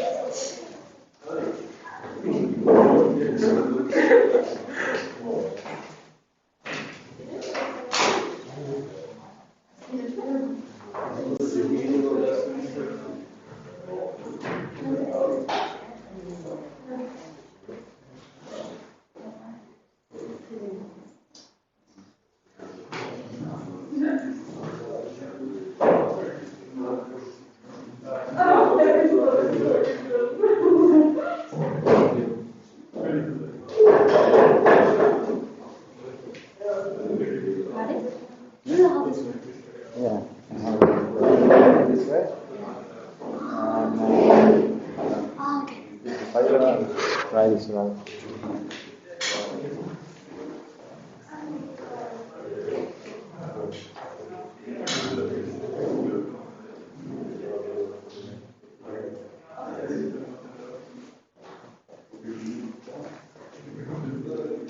So, hello everyone, maybe I'll start, because I think it won't take long for them to, And as you has already given like spoilers about my hometown, so I just decided to go after him. Because we are both Chinese, but our hometown are such different. Like, I think it's even more different than the countries in Europe, so yeah, so I tell you about that. So first, a little bit kind of visualized version of my educational background. So I was born and raised here in Sichuan, and then I went to Wuhan, China, where unfortunately, where all this disaster began.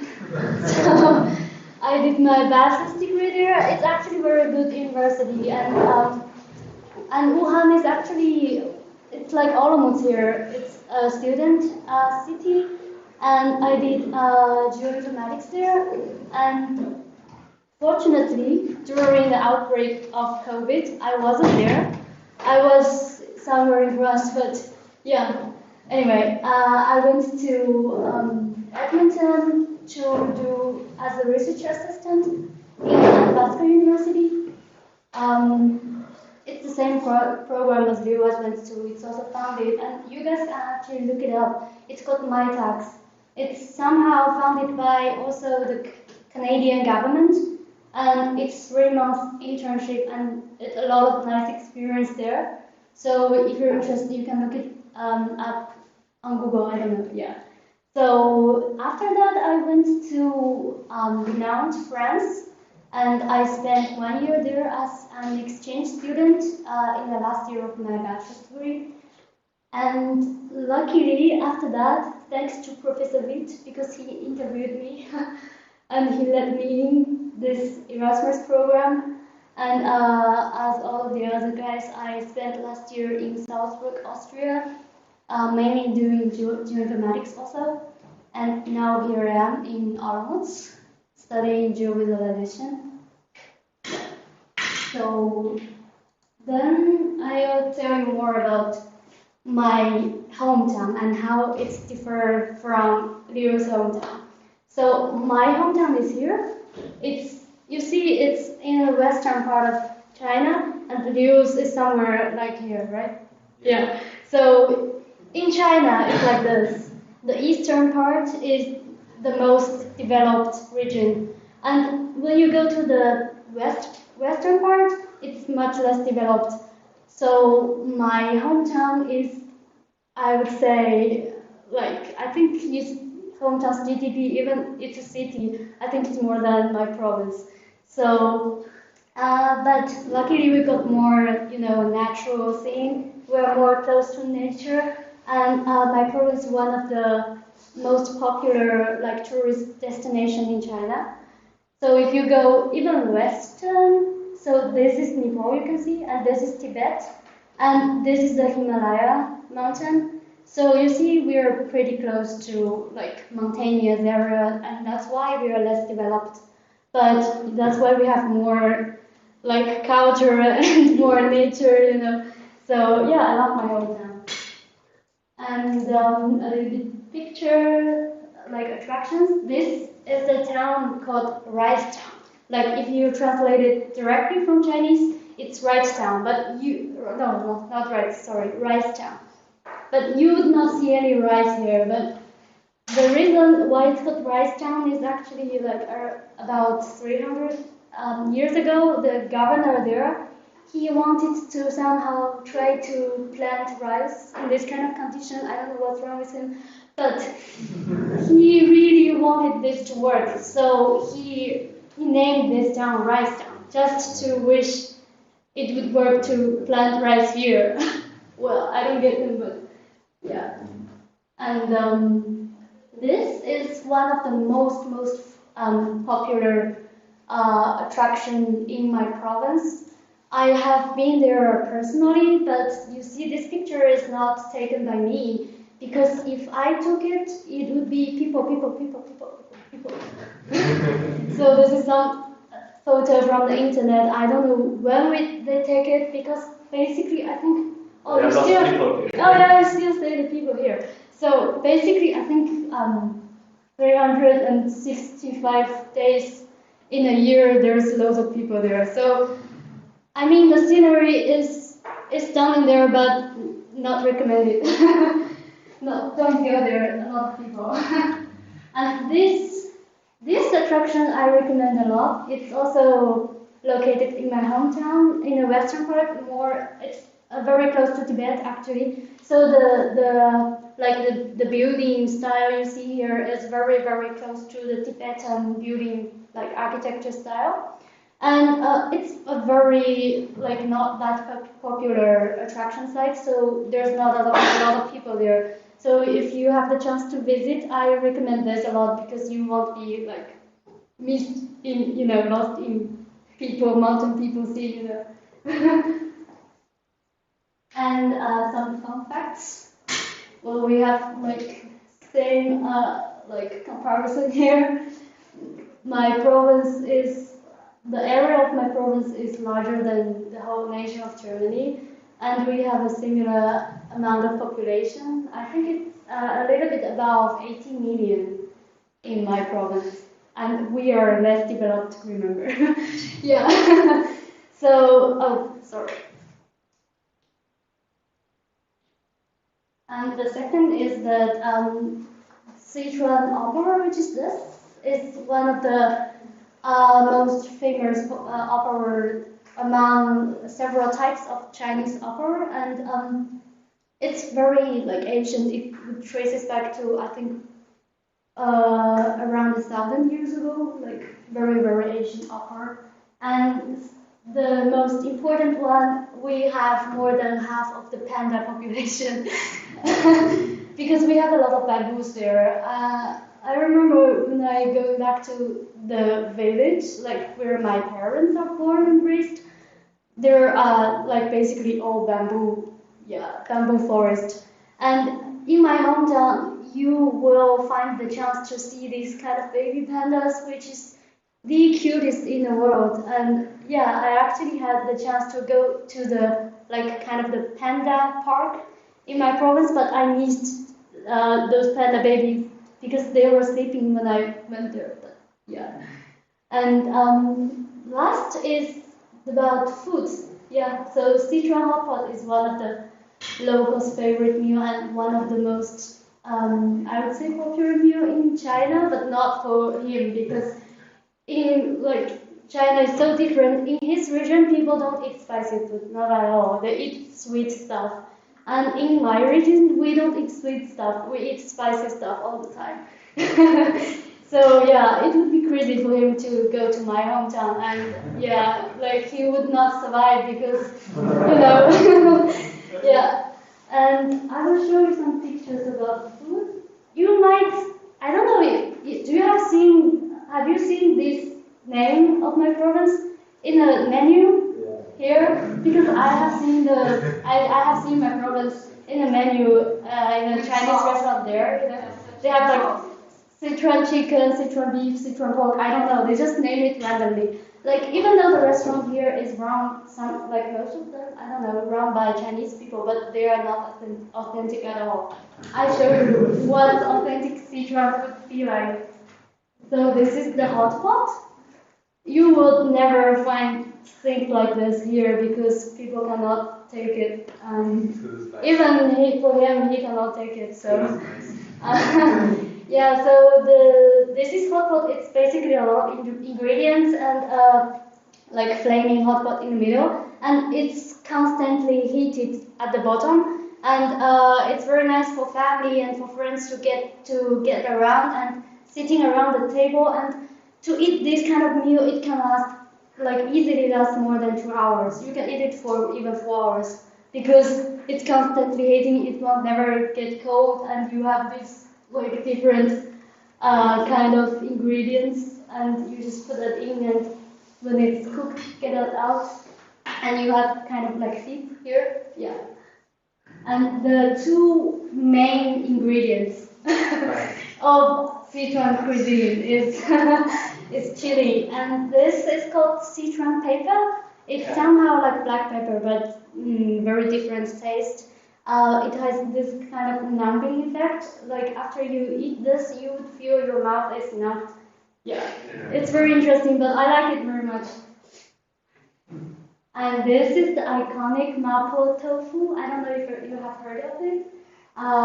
Yeah, so it's one of my favorite dishes as well. But Sichuan cuisine is, I would say, one of the most famous cuisine. China has more than more than eight types of cuisine, and Sichuan is one of the top. And we have more than spicy food actually, just because spicy food is most, iconic, and people think of Sichuan cuisine, the first thing they think of is spicy, but we have actually also sweet stuff and like other taste. For example, this is actually deep fried rice cake made out of not normal rice but sticky rice, and poured with some brown sugar syrup. And this has been my all the time my favorite dessert ever since my childhood. Yeah. So there's still a lot of food. If I talk about Sichuan cuisine, I could be here and talking for 3 days. So I think that's it to show some perspectives. So yeah, that's basically it. And if you have any question, you have my contact and the portfolio here. Yeah. So yeah, do you have any questions?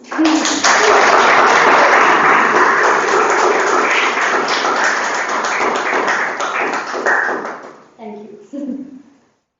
Yes? Yes, please. Yes, I have a question. Actually, it's generally about the China, not only about your region. Yeah.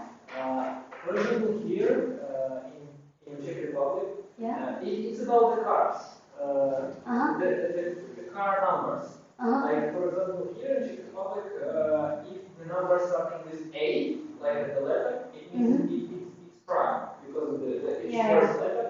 Almost it's M, and actually it's also a question to the Leo, how is in China? Do you have some special numbers for each district, or each district has own system of?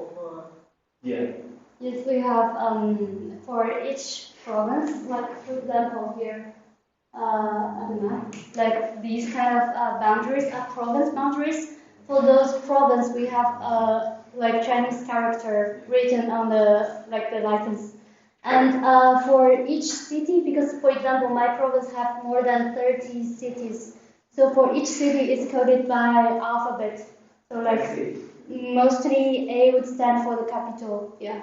I see. Yeah. And what about the tourism inside of your region? Since you mentioned that there are a lot of beautiful places, and is it normal stuff that people from the east part are coming to Christianity just to have some vacation, let's say, abstract from this city neighborhood and just spend some time in nature? Because as I can see, the pictures was really nice and it's really beautiful. Yeah, even people because the thing is, the western part, I think from here, in the western part, it's mountainous and very few people there. And in the eastern part, it's more plain there, and it's more urbanized, and most of people are in the eastern part. So even within our province, when we want to travel somewhere, want to get close to nature, we go to the west.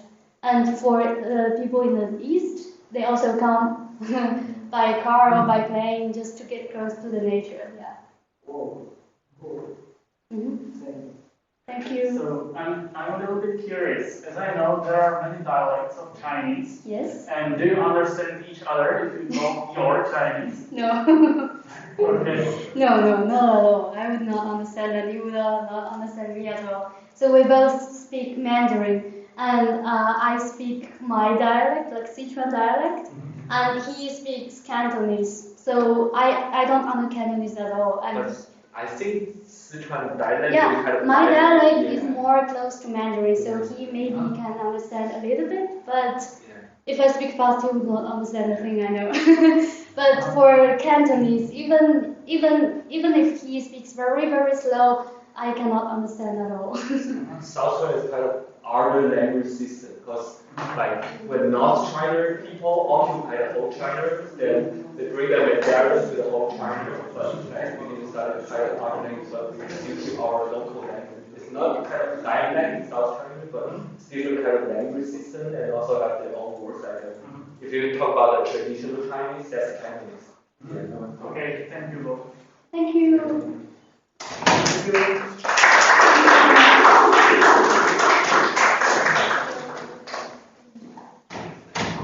Okay, and now there will be the last presentation from Chen.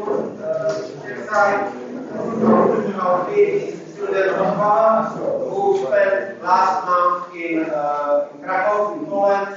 So he will show you.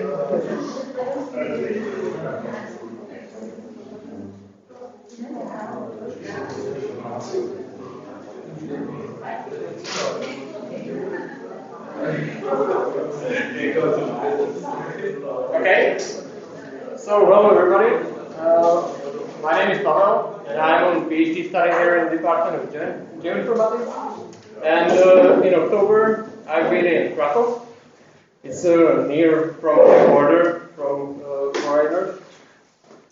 So first, I have some places to visit in Krakow. So the first one is the surroundings by river Wisla and Wawel, which is a royal castle. It's a very nice place. A lot of tourists coming because of this place. This is the Wisla River, and this is the view from Wawel to the Wisla and surroundings. The next place is the main square and the main market. It's the big market when Polish businessmen offer their goods and sell everything. This is the church in the main square. And the last thing that's interesting about Krakow is the four hills above Krakow. This one is the Kościuszkowa Mohyla, which is the well-known mount above Krakow. In front of the mount there is a big fortress, and it's from 18th century or 19th, I don't know. This is the view from the mount to the Krakow. As you can see, the Krakow is a very nice city, which have a lot of vegetations and a lot of bicycle paths and parks. This is the top of the hill. A lot of people coming here to see the whole city and the whole metropolitan area. This is the second Mohyla. It's the Krakowa Mohyla. The second most known mount in Krakow. And you have another angle of view to the city. So yeah, this mount is very nice and it's great. The other two, the Pilsudskiego Mohyla is the newest one and it's the biggest one, and the Bandina Mohyla is very small and it is in industrial park, so it's nothing to see there. So, some basic information. In Poland, there is prohibited alcohol in public. On this picture, we didn't know it yet. so we buy some Polish beer and let's go to this surrounding in the river and drink it and taste it. It would be great. But the policemen approaching and guys, there are prohibited to drink beer, and sorry we don't know it. And where are you from? We are from Czech. Okay, so let's drink it and get out.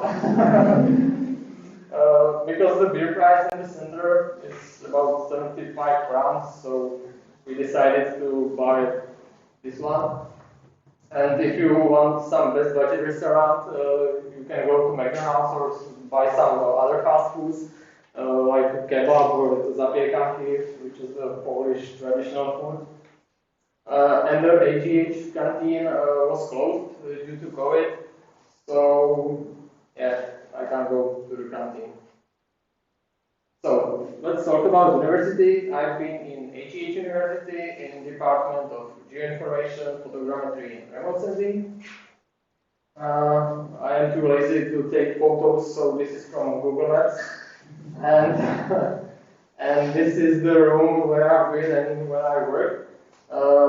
In this table, there's my laptop, and as you can see, nobody's there because they're going to school maybe once or twice per week.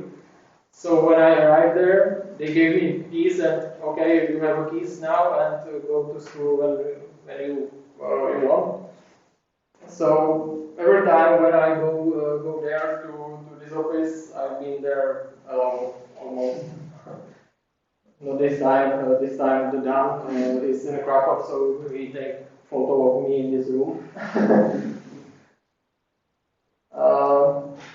This area to this door is the whole area of the department. So there are about 7 doors, 1 schoolroom, and 6 offices, and that's everything of this department. And they have stuff from last century, as you can see.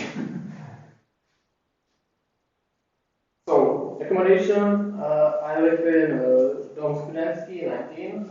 The price of accommodation is about 5,000 crowns and for a single room. So yeah, the accommodation was very good. I have no problem with that. So some trips around the Krakow. The first one is the Roadshow National Park. It's very near to Krakow. And it's the valley which is surrounded by rock structures, and in the valley there are some pubs, restaurants, old houses, some culture houses from past, and also there are 2 bicycle roads. So yeah, it's really nice to cycle. There's some rock structures and a lot of people, like everywhere in Poland. It's me in the top of some viewpoint in this valley, and the beer with police is prohibited. So, and there are some honorable mention for Czech beer because the Polish is not so good. So they have some this transparent, and in this national park they have only Czech beer. They didn't have Polish beer. So the next trip was to Tatranský park Národový, and the first hike was the hike to Gion, which is a Polish national mountain. Yeah, weather was really good. There is a view to Slovak side of High Tatras. In the peak, there was a lot of wind. So if you want to stay straight, you must be like really strong. And there is a view to Długi Giewon from the Velký Giewon. And this one is called Kopa Konrad Kapczelec. It's a call down to Giewon. And this is the cross on the top. It's 50 meters long. The whole height is 17.5 meters, but 2.5 meters are in the rock. So the next trip was to Morské Oko, which is the biggest lake in the whole area of Tatras, and the Chinese Stav Odrysami. This is the view to Morské Oko from Chinese Stav. As I say, there are a lot of Polish people everywhere in this area. Here is the Chinese Stav, and above this lake there are the highest mountain of Poland, which is called Rysy. There is some interesting thing in this national park. They have some excavator here in national park and digging to earth like normally it's impossible. So yeah, in Poland nothing is impossible. So they have excavators everywhere and builds everywhere, everything almost every time. The third day we've been in a large hill in Zakopane, and we've been lucky because some national teams have training here and making some jumps, so we saw it in own eyes. This is the whole large hill in Zakopane. So what about the social life in Poland? This is the area where you can drink. Outside this area, you can't drink. This is the area where are some securities, and they let people inside this area, and you can drink there. But if you are outside, you are it's prohibited. So in the start of the semester, they've been, I don't know, maybe 1,000 people, and everybody drinking and playing one game. The one game we're playing it too. It's called Flanky, and there is an empty can of beer. Another empty can of beer is held by one team, and you can try to smash another empty can in the ground. So if you smash it, you drink beer. Another team is trying to make it right, and then running back to his team, and when he shouts stop, we must stop drinking. As you can see, I hit it. And yeah, it was really nice play there. And the last game what we played, it was Scrabble in Polish edition. And when we find some Polish letter, I don't know, that's charcoal, whatever it's so we must drink Slivovica, which is Moravian national beer. It's a beer for Moravians. So yeah, that's everything about Krakow, and thank you for your attention.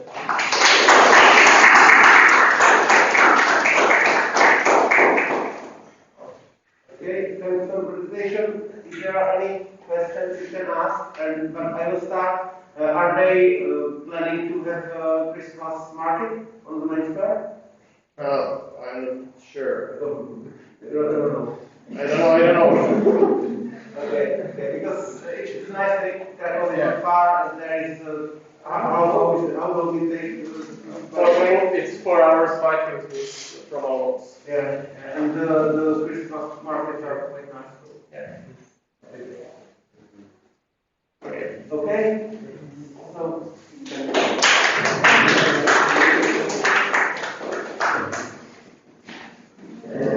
The last two presentations.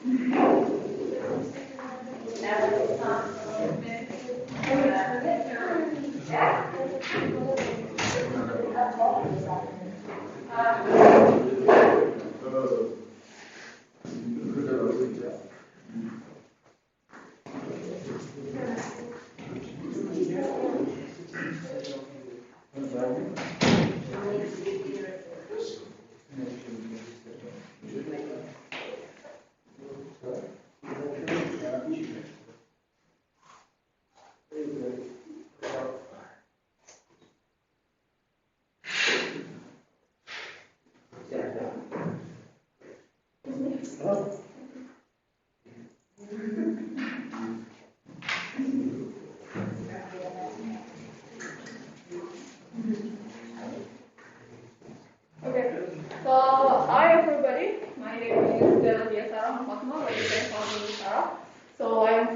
Indonesia.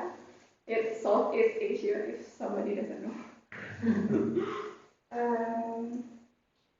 So where is it?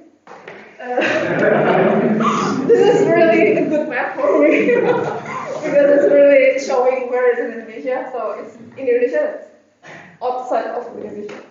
So we actually have many islands. It's approximately like 17,000 islands, and we have 5 big ones. It's Sumatra, Java Island.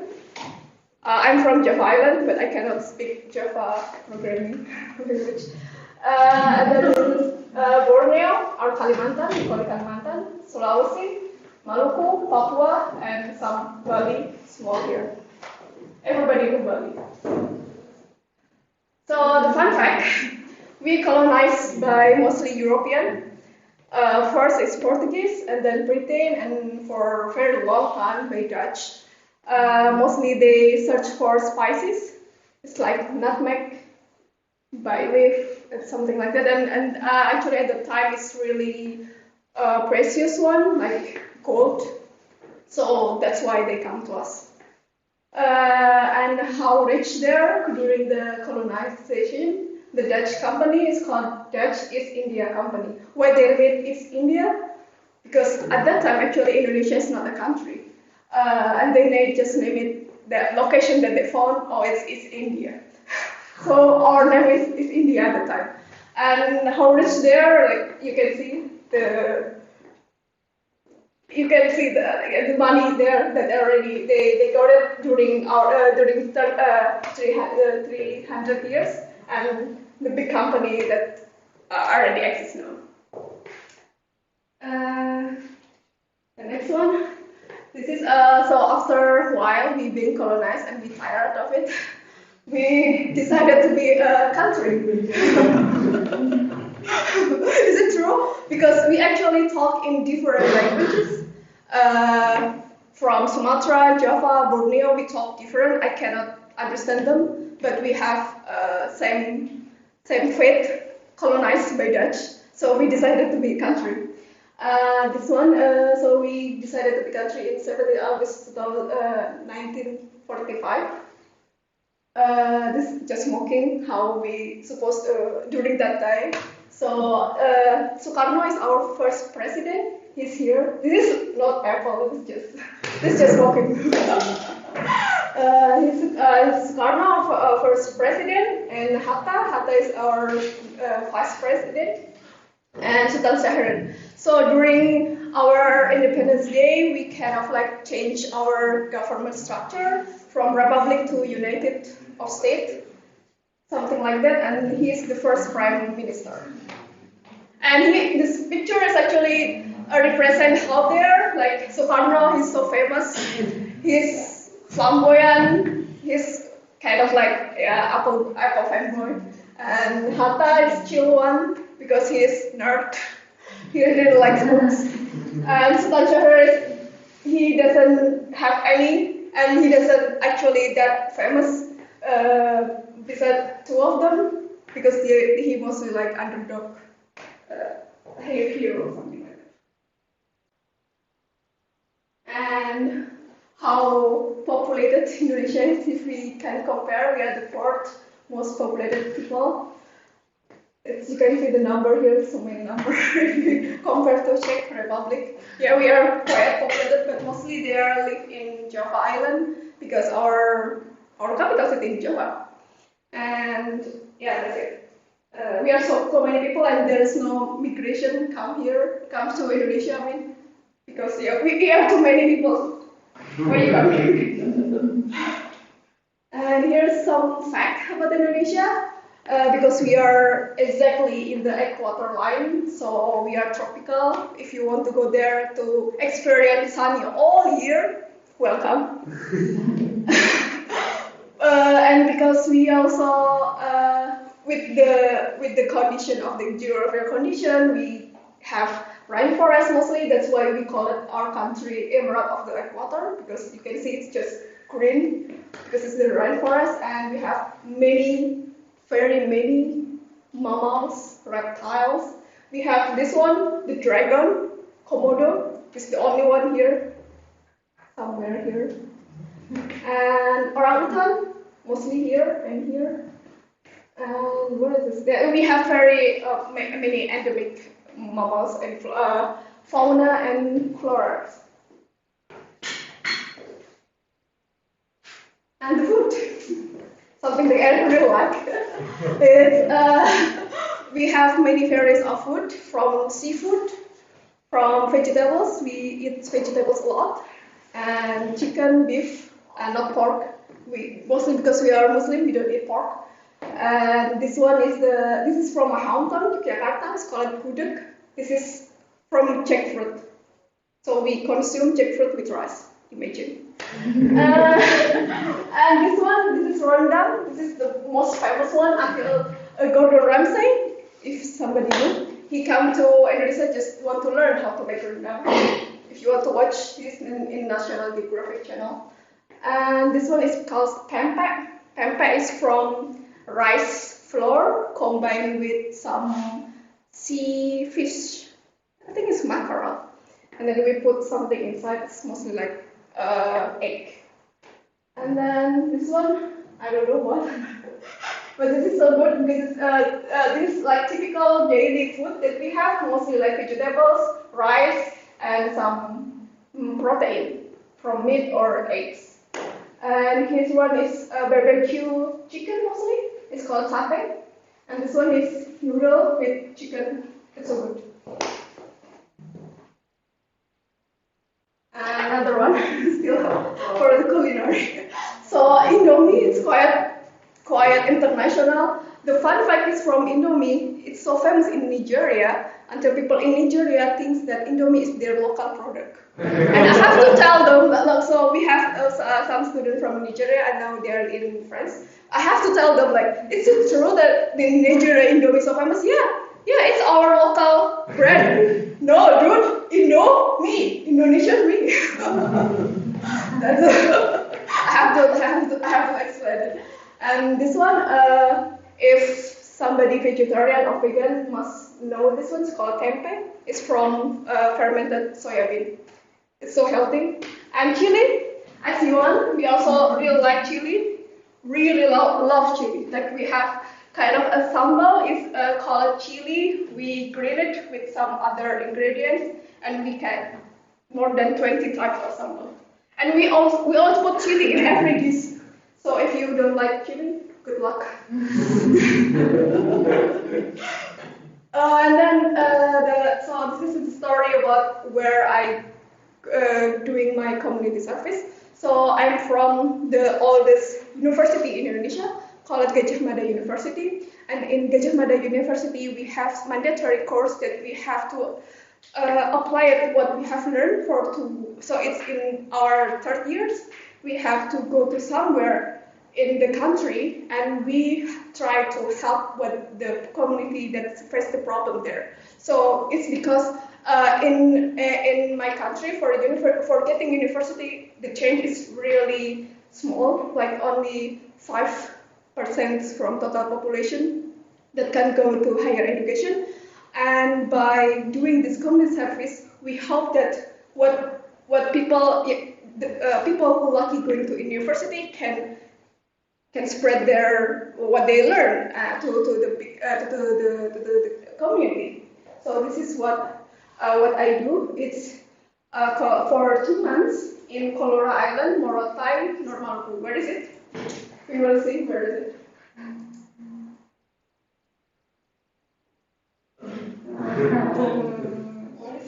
The right one. The right one. Is that?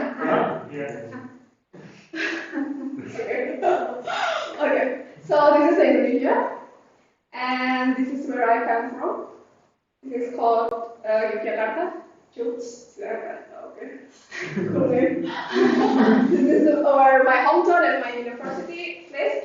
And then my Colora Island, if you can guess, is somewhere here. This is Morotai Island, and you still cannot see where it's Colora. So this is Colora. Virgin, this is where I lived for 2 months.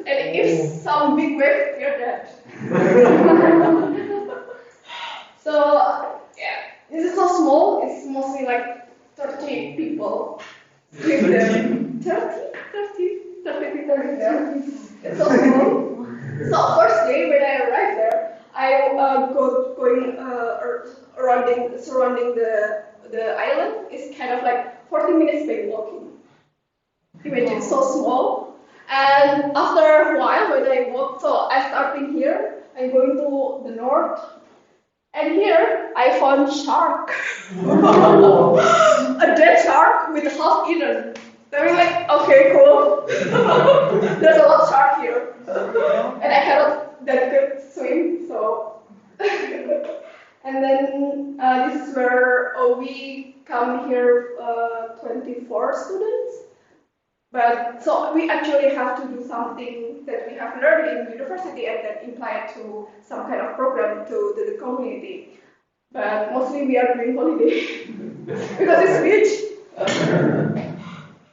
And let's do this.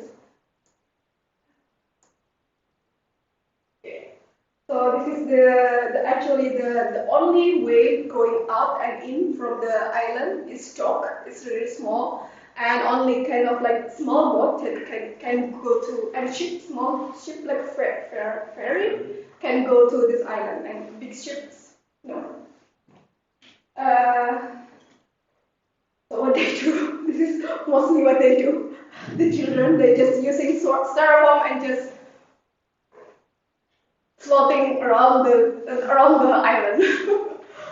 And yeah, they are mostly, so like I said before, we actually kind of like a variety of tribes and culture, so I don't look like them even though they are Indonesian, because our country is building because we are tired of colonization and then we become a country.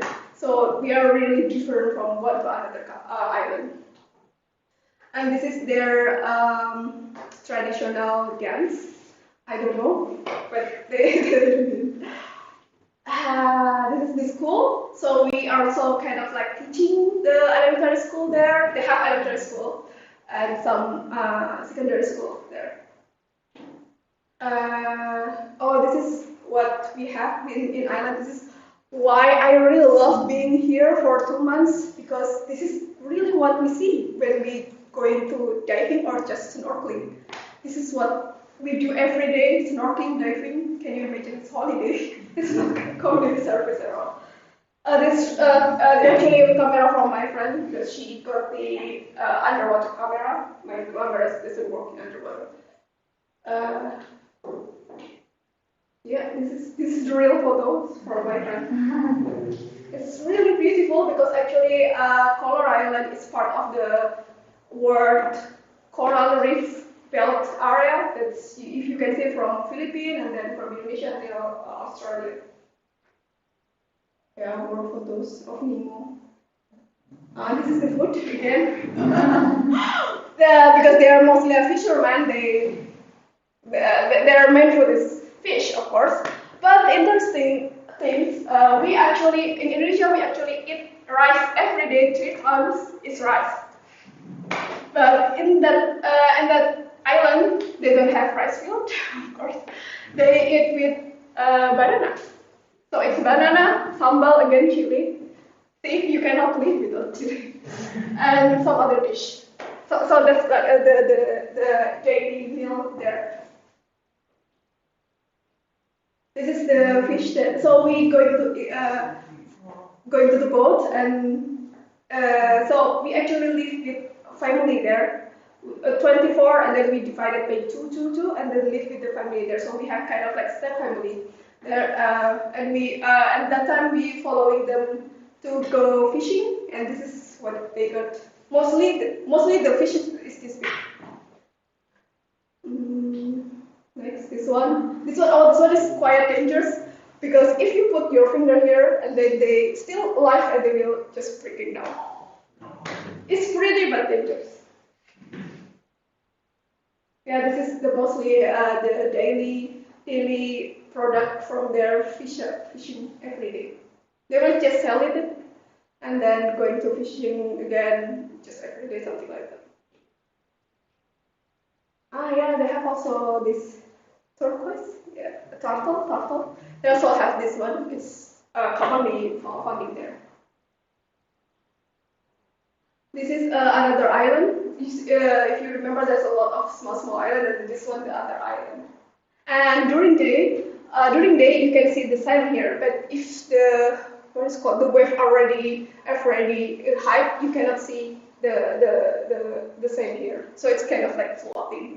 If you walk, you cannot. People who see you walking, it's kind of like you are floating in the seawater. This is the. I don't know if it's dangerous or not, but we just find it in the island. And this is some occasion. So this is mostly the transportation using this traditional boat. But for this time we have some festival, and then this is I don't know what they're doing some ceremonial at that time. It's kind of like doing National Geographic documentary movie there. Yeah, this is. Again, the children there, the one thing that I really learned from them is first is swimming, because they are really good at swimming, and the second, how they really grateful for the living that they have with limited electricity, with the limited technology there, but they're really happy. That's what I really learned from them. And this is what we experience every day, because as I said before, that there is no electricity network there, so they use kind of like diesel to have the electricity, and it's mostly only for 6 hours. But the things like we have to create the program, we have to make a report, and when the time goes off, or the time of the line goes off, we just use handphone, torch, anything that we can do to finish our report. Yeah, but the sky there is so pretty. This is what we see every day, every night. It's really amazing place.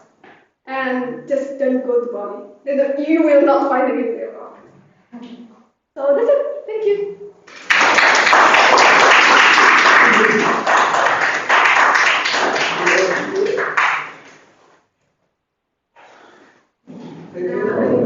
May I ask? Oh yeah. How you choose the community service? You have some list that you. Oh yeah. So our university provides some list of the place that we might potentially go there, and we have to create some group who decided to go some of the region. And it because actually this community service is not kind of like every university doing that, but our university is the first one who doing this community service, and we tend to separate the students into from the North Island, the Northwest Island, into the Southwest Islands, into the from every remote area that we can go there, we should go there. So this is the best thing from my university actually. Okay. And you said that there were 24 students or something like that. All of them were geographers, or? No. So we from different faculty, and that's the good thing, because when we have problem in community, it's mostly like mixing from many knowledge. So before we go there, we have to talk with the people there, and then asking what their problem there, and then we try to figuring out how to do it by combining from from the faculties that want to solve the problem. Yes. And do they have internet? There? Internet? In the dock. In the other part, nothing. Yeah, something like that. Okay. Are you getting there?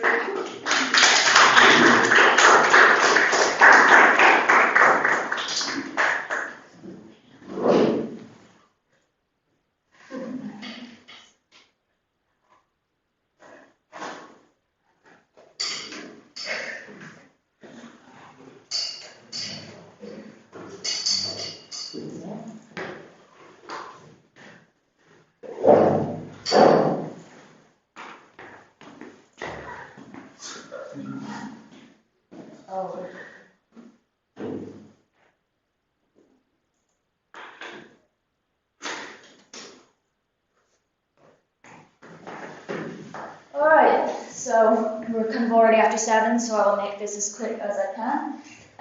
My bachelor's degree actually isn't in any kind of geospatial or geography discipline. I did mine in biology, wildlife conservation, so I'm just going to talk mostly about myself and then Northern Ireland. So yeah, just a quick personal introduction. I'll talk about how I ended up here, and yeah, just give you guys the crack on what Northern Ireland is as a place and what we get up to. So I'm from a place called Coleraine. It's a very small town on the northwest coast of Northern Ireland. Very, very small area, a lot of agriculture, not a whole lot going on, to be honest. There's not really much else to say. Myself, I've lived in 7 countries in the last 8 years. I come from a wildlife conservation background. I grew up farming. My taste in animals are a bit more exotic. I grew up around cows, but I had other interests, so I decided to travel. And yeah, after graduation, I want to go move into environmental consultancy. How did I get here? Good question. I left Northern Ireland when I was 18. I actually did my bachelor's degree in Manchester in England. So unfortunately, I can't give you guys much of the lowdown on Northern Ireland universities, but if you want to head to Manchester, it's a really fun place, a lot of partying. So with wildlife conservation, one of the cool things is we get to travel a lot and work with a lot of cool animals from all over the world. I've had jobs in places like Italy, in England, ended up in South Africa for a point. I was just in Latvia over the summer working in grasslands, and I spent 9 months in Costa Rica just before I came here. So yeah, I've got a few photos of me doing different animal-y things. Yeah, but while I was in my last year of my bachelor's, I got really interested in GIS. I took one environmental GIS class and I was kind of hooked. So whenever I was working in Costa Rica, I found this program and decided to apply on a whim, and somehow ended up getting a place, which I was very grateful for. So Northern Ireland is a history. It's a complicated history. I thought I'd have to give a very unbiased presentation about Northern Ireland, as maybe some of my course mates know I'm not always so unbiased about my opinions of what Northern Ireland should be. But we are very much a mix of Irish and British heritage. It started in the 1600s. Well, actually started a long time before when the Brits invaded us, but in the 1600s, King James I, who was ruling England at the time, decided that Ireland needed to become a more civilized place and they needed more control over there. So they sent a lot of English farmers and Scottish farmers and gave them all of the land in Ulster, which is essentially the border of Northern Ireland today, and said, okay, if you guys come live here, if you're Protestant and you're loyal to the king, you can have whatever land and money you want. Which is why my accent isn't one of those hurdy-durdy, top of the morning Southern Irish accents. So Northern Ireland is actually a really young country. We only celebrated our 100th year this year. It was founded in 1921 after the big Irish War of Independence. That was fought mostly in the south between the British Army and the Irish Republican Army at the time. Once this Republic of Ireland gained their independence, the mainly Protestant North actually decided to remain as part of the UK, which we still are today. So yeah, that caused a lot of fuss in the north, as we also do have a strong Catholic population, and that brought in a big war. I'm sure many of you have heard of it. It's called the Troubles. Went on for about 30 years in the latter half of the last century. Still goes on to this day, whether as we say it does technically finish in the 90s, it still happens. With the Good Friday Agreement signed the year I was born, that was the official peace treaty, and the guns went down and everyone went to live their happy lives. So it goes. I didn't really know what flag to put for Northern Ireland because it's like I said, it's complicated. So I think the official flag is actually the Union Jack. Unofficially, for Northern Ireland people, they use Protestants would use the Red Hand of Ulster here, so still loyal to the Queen, still got the Cross of England. Whereas Catholics or nationalists would use the tricolour to be part of Ireland, and the red cross there is actually designed for St. Patrick. I'm sure many of you know the infamous holiday. So Northern Ireland, culturally for tourists, is an amazing place to live. There is so much to see there, a lot going on. We have a lot of natural beauty in Northern Ireland. I think one of the coolest things in recent years, which really brought a lot more tourists in for us, is Game of Thrones. I'm sure many of you have seen it, or hopefully are fans. But a lot of the Game of Thrones locations are actually all across Northern Ireland. Near where I live, what do we have? The Stormlands and the Iron Islands were filmed there. I think King's Road with the dark hedges is just outside my town where I live. And I also think Winterfell and everything, am I right? Yeah, Winterfell is also down on the west coast. So it's a pretty cool place to go if you're a Game of Thrones nerd. Definitely a place to go visit. All of these places are around my town where I live. This is Macedon Temple. It lives on the famous peak of White Hart Bay there. A lot of people tend to get married there. Honestly, I have no idea what the history of it is at all. It's just a little column on the cliff. And this is the White Hart Bay below it. This is my town, it's the next town over. This is one of the most famous, beautiful beaches in Northern Ireland. We have a lot of beaches. It's just not always warm. So I would advise a wetsuit if you're ever planning on swimming there. We also have the distillery whiskey, Old Bushmills. I don't know if anyone's ever heard of Bushmills whiskey, but it is unbiasedly the best in the world. My granddad actually works in that distillery still.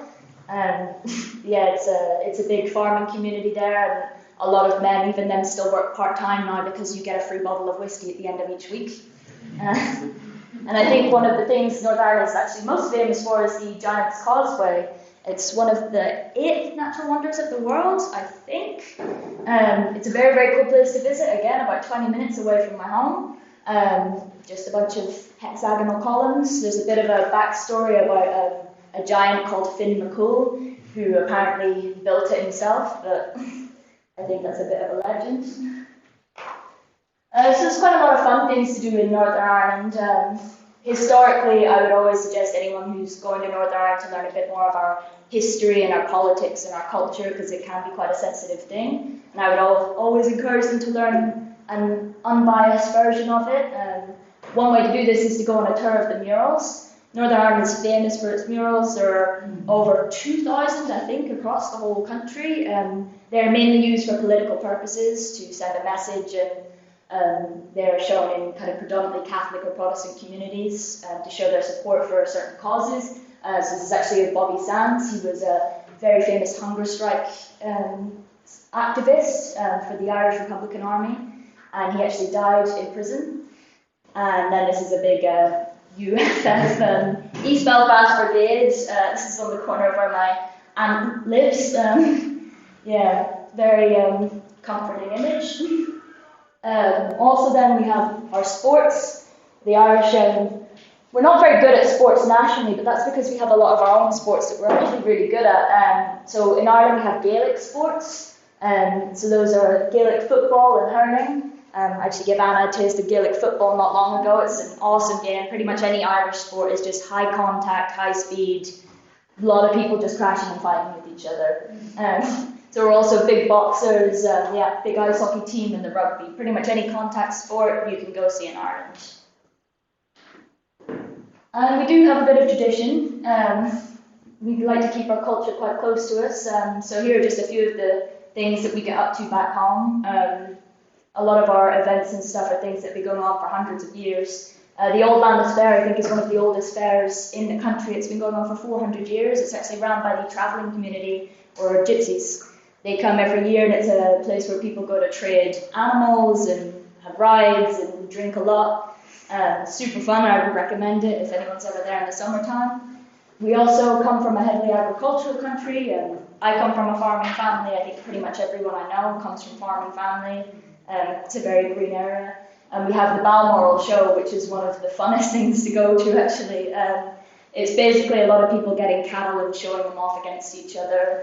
There are arguments that go on every year between old men on who has the best cow or the fattest pig. It's very, very entertaining. Also our music. You can't go to a bar in Northern Ireland without some old man in the corner starting to sing at some point. There's no such thing as a quiet beer in Northern Ireland. Everyone always shows up with instruments. I think every pub you go into, you'll always find a few. So, and then we have the river dancing, traditional dancing. Can't do it myself, never tried. And then drinking a lot of beer. I always get a bit of a stick from the Germans about what we call beer, because we drink a lot of stout. I know everyone has probably heard of Guinness. It's one of my favourite beers. But every time I go back home, that's the first thing my friends and I do is go straight to the pub, get a Guinness, because it's never as good as it is in Ireland. Yeah, but I think we have that similar with the Czech culture in that we like to drink, and we like to drink a lot.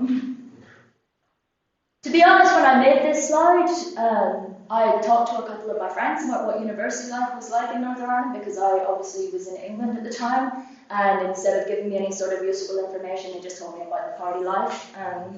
It's good. The grading system in the UK is pretty the same as here, though it's not much different. I think the grading is actually slightly easier in the UK.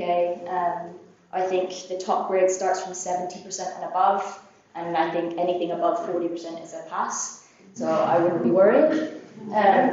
Accommodation, dorms, the dorms here, you share bedrooms and things like that. Student accommodation at universities is more of a first-year student thing. I think they do make exceptions for some Erasmus students if you're looking, but most people go into student houses if they're past their first year. I think if you want to sleep at all and don't want to be stuck with a lot of fresh-faced 18-year-olds, then maybe go find a student house. There are normally areas within cities that are predominantly built for student houses. I know of one in Belfast called the Holy Lands, which I've been to a couple of times, and it is a very fun place to live indeed. Yeah, the social life back home, I can say only good things. A lot of friendly people, always open to meeting new people. Like I said, you can't go anywhere without someone stopping to say hi, or someone pulling up a seat to you in the pub and talking your ear off. And yeah, the cost of a beer is about €4. It's not the cheapest place to drink or be social. I think the rent is a little bit more expensive than here as well. I think in general living costs are maybe a bit more. And the currency is in pounds. You can pay in euros in Northern Ireland, which is part of the Good Friday Agreement. You can still use both currencies, but the conversion rate is not good. And that's it. Are we country? Oh, if anyone has questions.